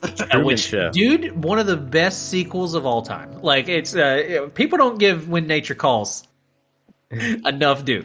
But no, like, that's if the fact when I read that, putting this together, that this was one of Jim Carrey's top grossing, I was like, there's no way. Like, that dude's been in some phenomenal things. But like, but that's not to say that Sonic 2 isn't phenomenal. Like, I haven't seen it yet, so I don't want to shit on it. And the first one was pleasantly surprising. I haven't caught it, but I'm a big Tails stan. Like, I always played Tails as a kid. I'm excited to see Knuckles, man. Knuckles was one of my favorite as growing up. You know, obviously being like a little bit of, oh, like, look at me, I'm fucking edgy. I like Knuckles. Oh yeah, Genesis Edgelord, got it. Yeah, like, look at me, I'm super cool. Fucking like, you guys like Sonic and Tails. You guys like the two most popular ones. Knuckles has fists. So yeah, Knuckles has fists, and I punch my emotions like him, or I murder them with liquid death. Always got to get those liquid death. Got to pay the bills. But bouncing right from one best to its counterpart, which we did this on purpose because anytime there's an Olympics games going on, who is it? It's Mario Sonic versus Mario. And Kev, you talked about it earlier. So why is Super Mario Bros. One of the worst on our list this week? Well, it was about time that Sonic got a win versus the fabled Super Mario versus Sonic debate/war. Nintendo has thoroughly won that war, but there's still some smaller, I guess, victories that Sonic, maybe not so small, that Sonic has won in the big screen as opposed to the yet-to-be Super Mario franchise. Anyway, to be fair, the casting wasn't bad with Bob Hoskins and John Leguizamo becoming the all-famous Plumber Brothers. The first thing that does not feel right about the flick is the sparse amount of color that comes through your TV as soon as it starts. It is a gray palette, rightfully picked for a movie that has decided to throw its audience into a dystopian future where the lizard conspiracy has come true and King Koopa is portrayed by Dennis Hopper. Somebody was high when they were playing Mario one day before they birthed this idea. Rumor has it a more faithful fairy tale-like versions of Super Mario Bros. Was shelved due to budget constraints. The movie also a financial failure with a production budget of $48 million. It only scored $38.9 million at the box office. Ooh. Yeah, guys, took a shit. If this movie pops on your TV, is this one of your stop what you're doing and watch movies? Or... Shut up, because I do, man. I do every time. Every time. Yeah, I put this on the worst list myself because it's not a good movie. But like I said earlier, just because it's a good movie doesn't mean I can't enjoy it. And if this movie's on, I'm letting it ride. I'm letting it ride. It's like The Princess Bride, Casino, Goodfellas, any of those. Independence Day, that's a good one. Fifth Element. The Fifth Element, yes. Whatever Fast and Furious number. And Super Mario Bros. If it's on in the offshoot, I'm letting it ride. Because and just for John what's his last name? Leguizamo. Nelly really likes Super Mario Brothers movie. No, but I mean just that. Not really like. It's a movie. And you're entertained. Yeah. But it's not Mario. That's the biggest thing, is that it's not. Like you said, it's got the gray palette. It's just like, it's Yoshi's like a weird dinosaur you can't even really ride, like kind of a thing. You know, the Goombas, everything about it's just wrong. It was like if you had a bad trip on acid and then played Super Mario and then had a dream about Super Mario. This is what this was, you know? Wasn't it originally supposed to be an entirely different film, like a horror movie or something, and then they tried opting it into the Super Mario's intellectual property to try and sell it better? Or am I making that up? I don't know. I've never heard that. That'd be crazy, though. We'll do a deep dive on this movie one day, I swear, because we probably could. Like, there's probably more about this film. The production of this film is so... I would want to do it just to talk about it, because I know it's probably been done before, but I just don't feel like enough people know, because Super Mario is so big. You know what I mean? Like, it's not even... You know, we put them back-to-back with Sonic, and yeah, the Sonic movies have been doing great, but when you're comparing Sonic to Mario, it's just kind of... I mean, like, come on. Like, Mario won that. You know, like, he's been winning that. Like, Sonic has a huge fan base, don't get me wrong, but, like, dude, the Mario games, you know, without cap, are way better. But anyway, moving right along into our best list, our bouncing right back to a best, because, you know, we don't want to keep it all worst, all best. Werewolves Within, 2021. Werewolves Within has no right to be as entertaining as it is, actually. It's based loosely on Ubisoft's 2016 VR game, and it takes its central theme of a small group where anyone could be the monster in disguise, and weaves a smart and funny horror film around it. So, kind of like The Thing? Among Us. Yeah, or The Thing, yeah. I was going to say Among Us, because Imposter, Werewolf is a big game. It's literally Werewolf, the VR game. Exactly. But Forest Ranger Finn arrives in Beaverfield, just as a storm hits and power generators are sabotaged and a dead body turns up. Arrives in where? Beaverfield. That's what I thought you said.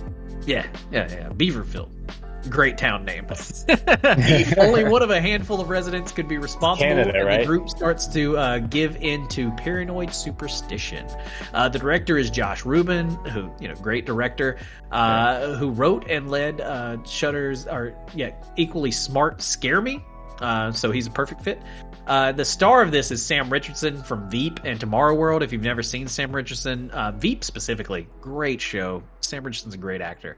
And he's, you know, he makes Finn very likable, very funny.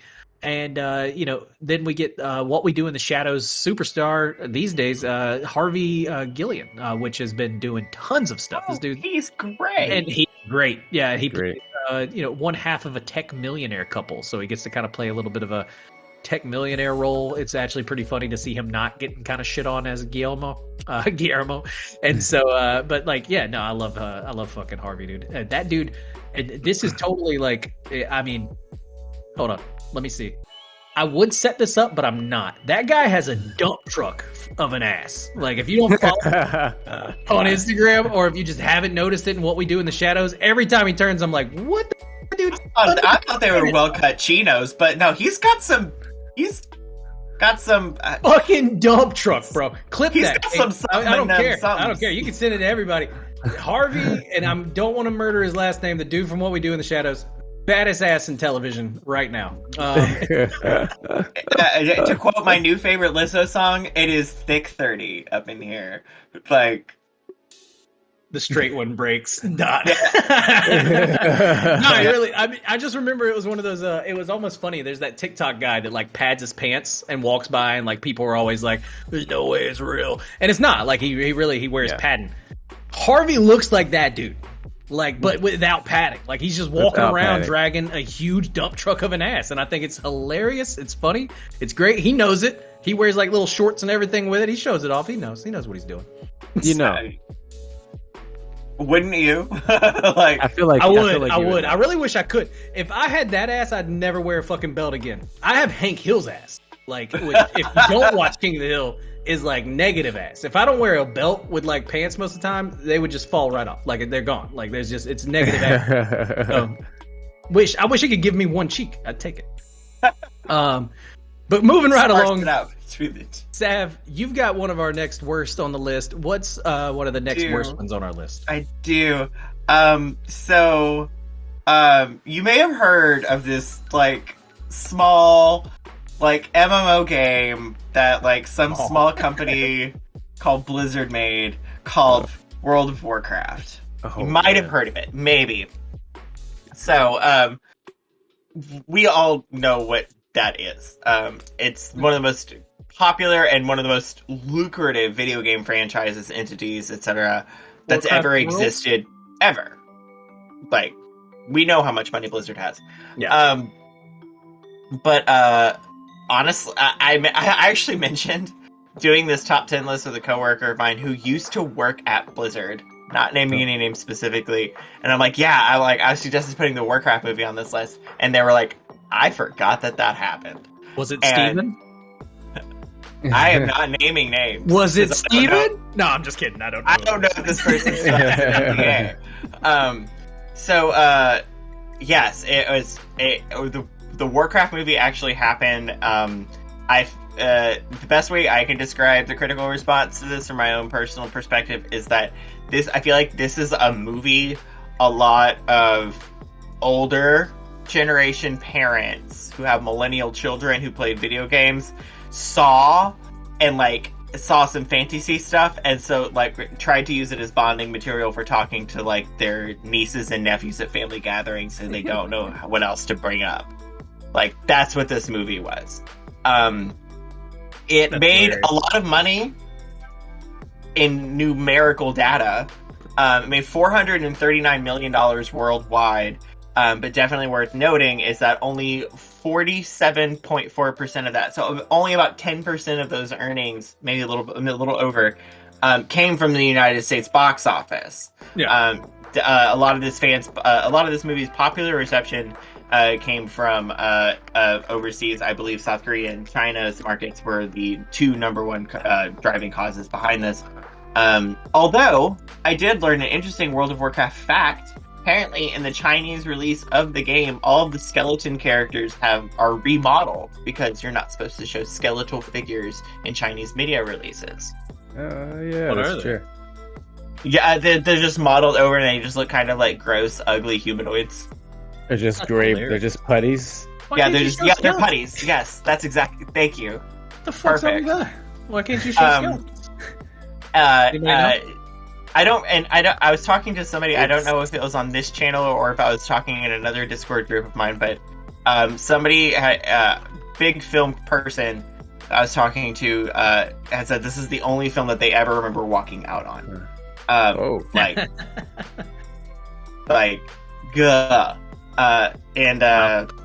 So yeah, World of Warcraft.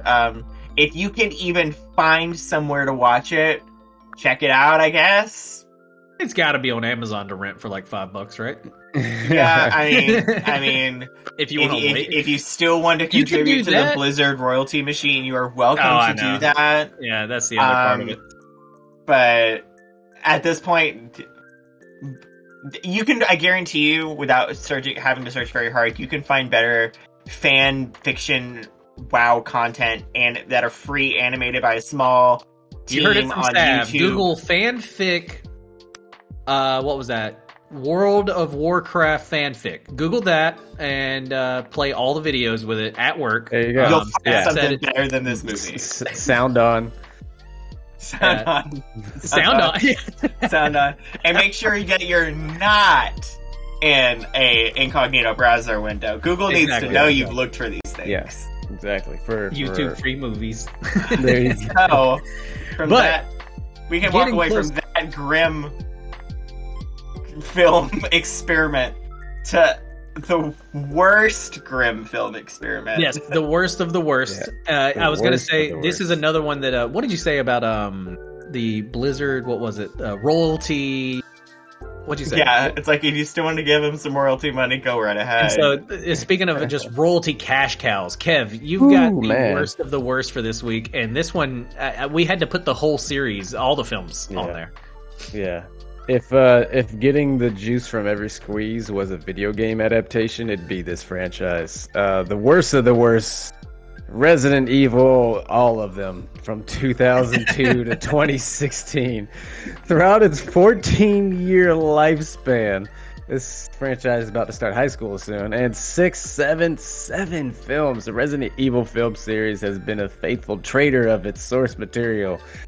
Although it has some spice for an action horror movie and a horrible horror game movie adaptation, it is nothing like the original most of the time.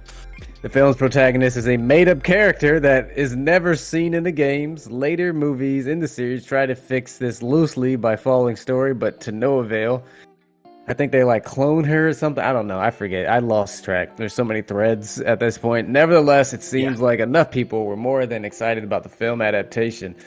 The first movie was created on a budget of $33 million and scored $102.4 million at the box office.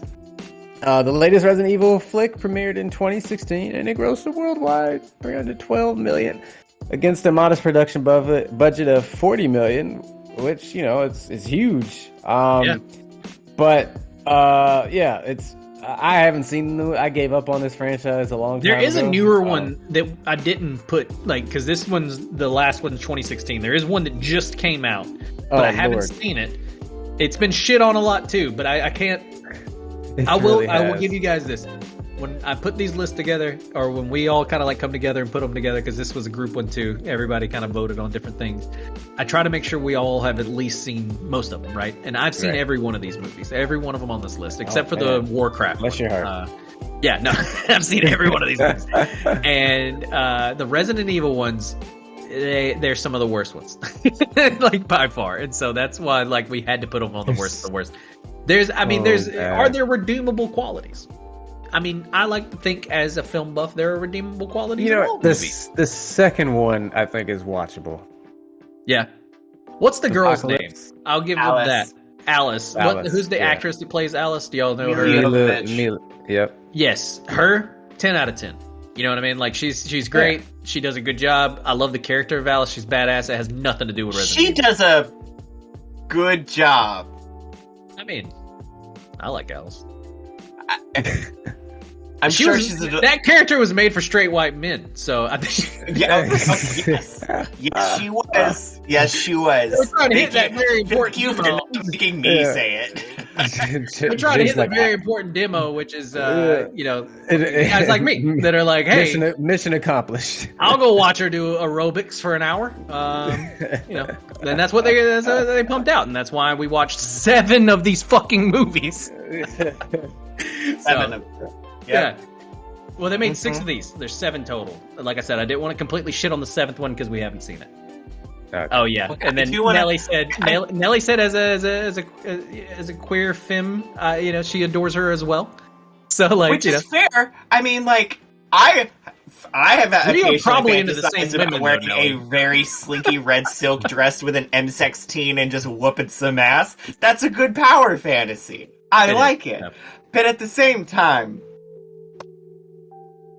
Resident Evil has great characters too. So the fact that they just decided in the movies we're just going to make up some new person and not use any of the characters from Resident Evil. I think that's the biggest thing. It just spit in the source material's face, and that was one of our big trifecta things. Is that, like, even if you're going to deviate from the source material and you're going to do your own thing or whatever, come on, like, at least kind of like maybe pay homage or like whatever. But anyway.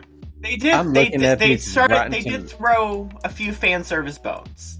I'm looking at the Rotten Tomato scores, and out of the 6, not the 7, but out of the 6, the highest score is the last one with 37%. That's alarming. That is alarming. Okay, so what makes it worse? Because now I want to watch them because I remember them not being good, but I don't remember them being that bad. Like, like where I could like. A lot of the cinematography is a victim of its time. Yeah.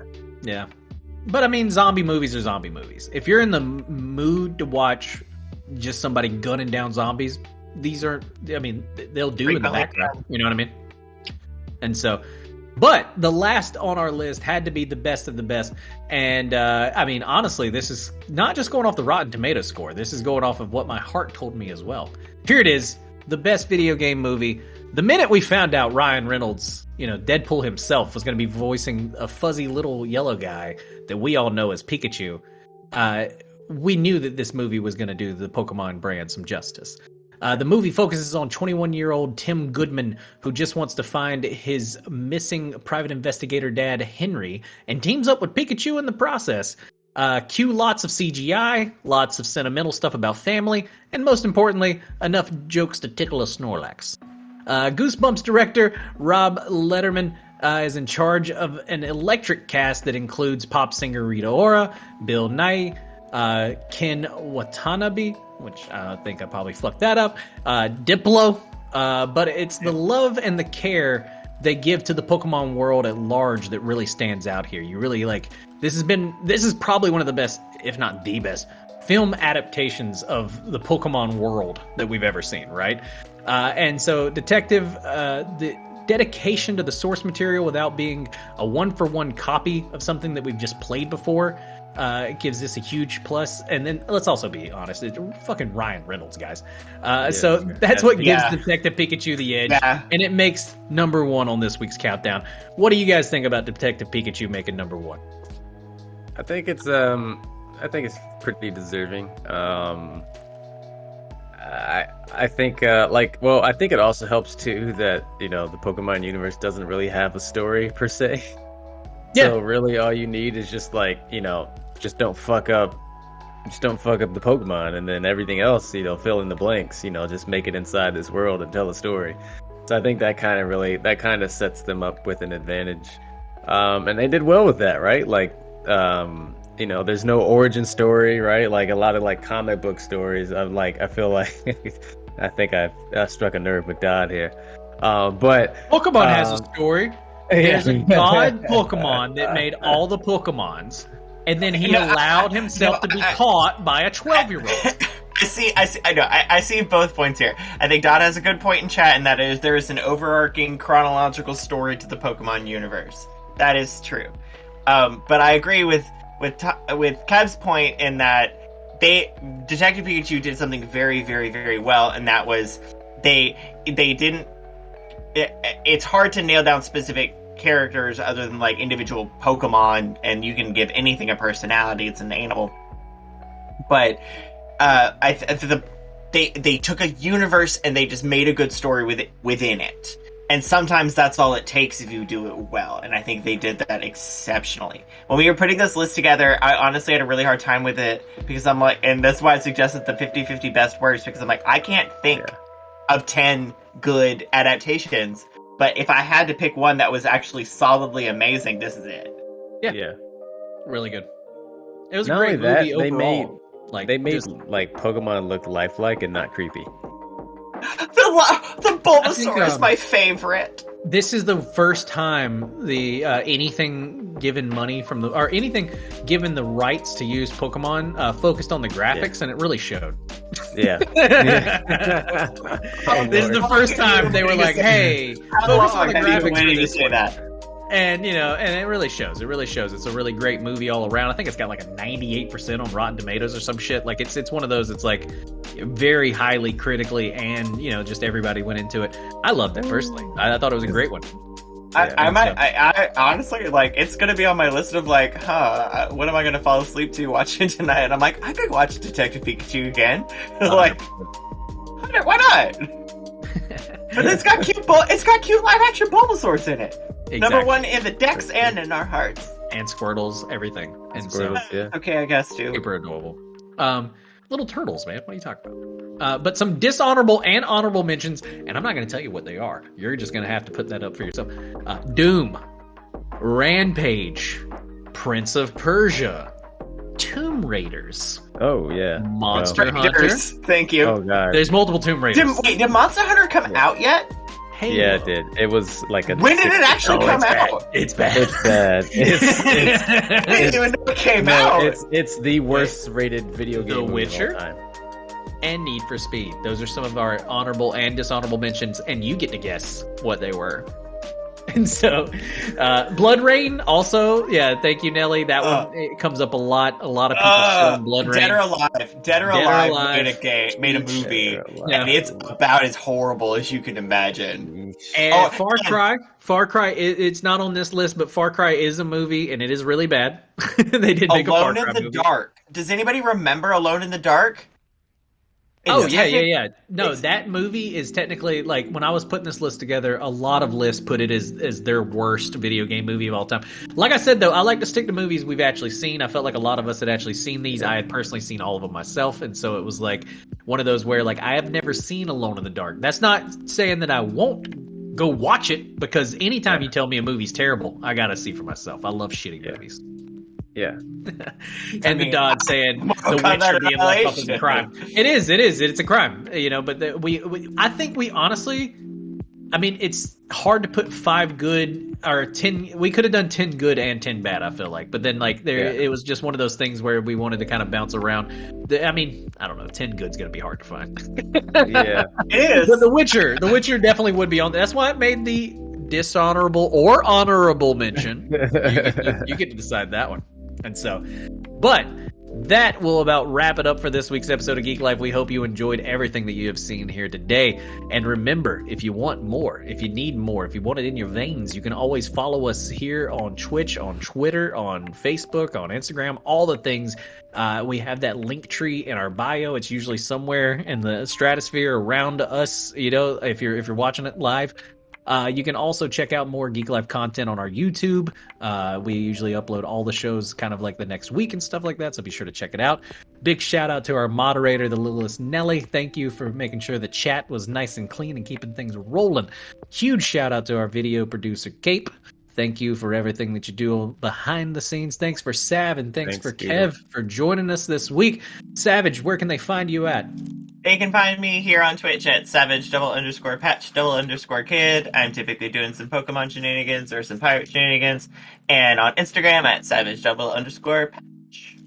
Goddamn right they can. And Kevin, where can they find you at? You can find me at Toddly Awesome. I think I finally figured out where to point now. So it's here. Toddly Awesome. That's me. That's really find me there.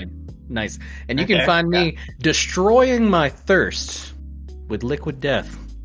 Liquid Death. Liquid Death. Destroy your thirst. Yeah. Murder it. Huge sponsor. Huge sponsor. They pay us a lot of money to say all that. Tag them and everything. They don't pay us anything. No, they pay me a lot of money. You guys just don't see it. It's no. Oh. We don't? But anyway, we will be back next week. Or we got books to cook. Usually I'll be I'm done with Elden Ring, so if you're watching this, you want to see something else, let me know what to play. A lot of people have been saying Tiny Tina's. That may be it. I don't know yet. We're looking around, but we'll be back next week with something. We'll be live, and but either way, you can find us on all the stuff that I mentioned earlier. So same time, same ending. Yeah. Thank you guys for joining us. And on a high note there, take it easy, y'all. The American pig.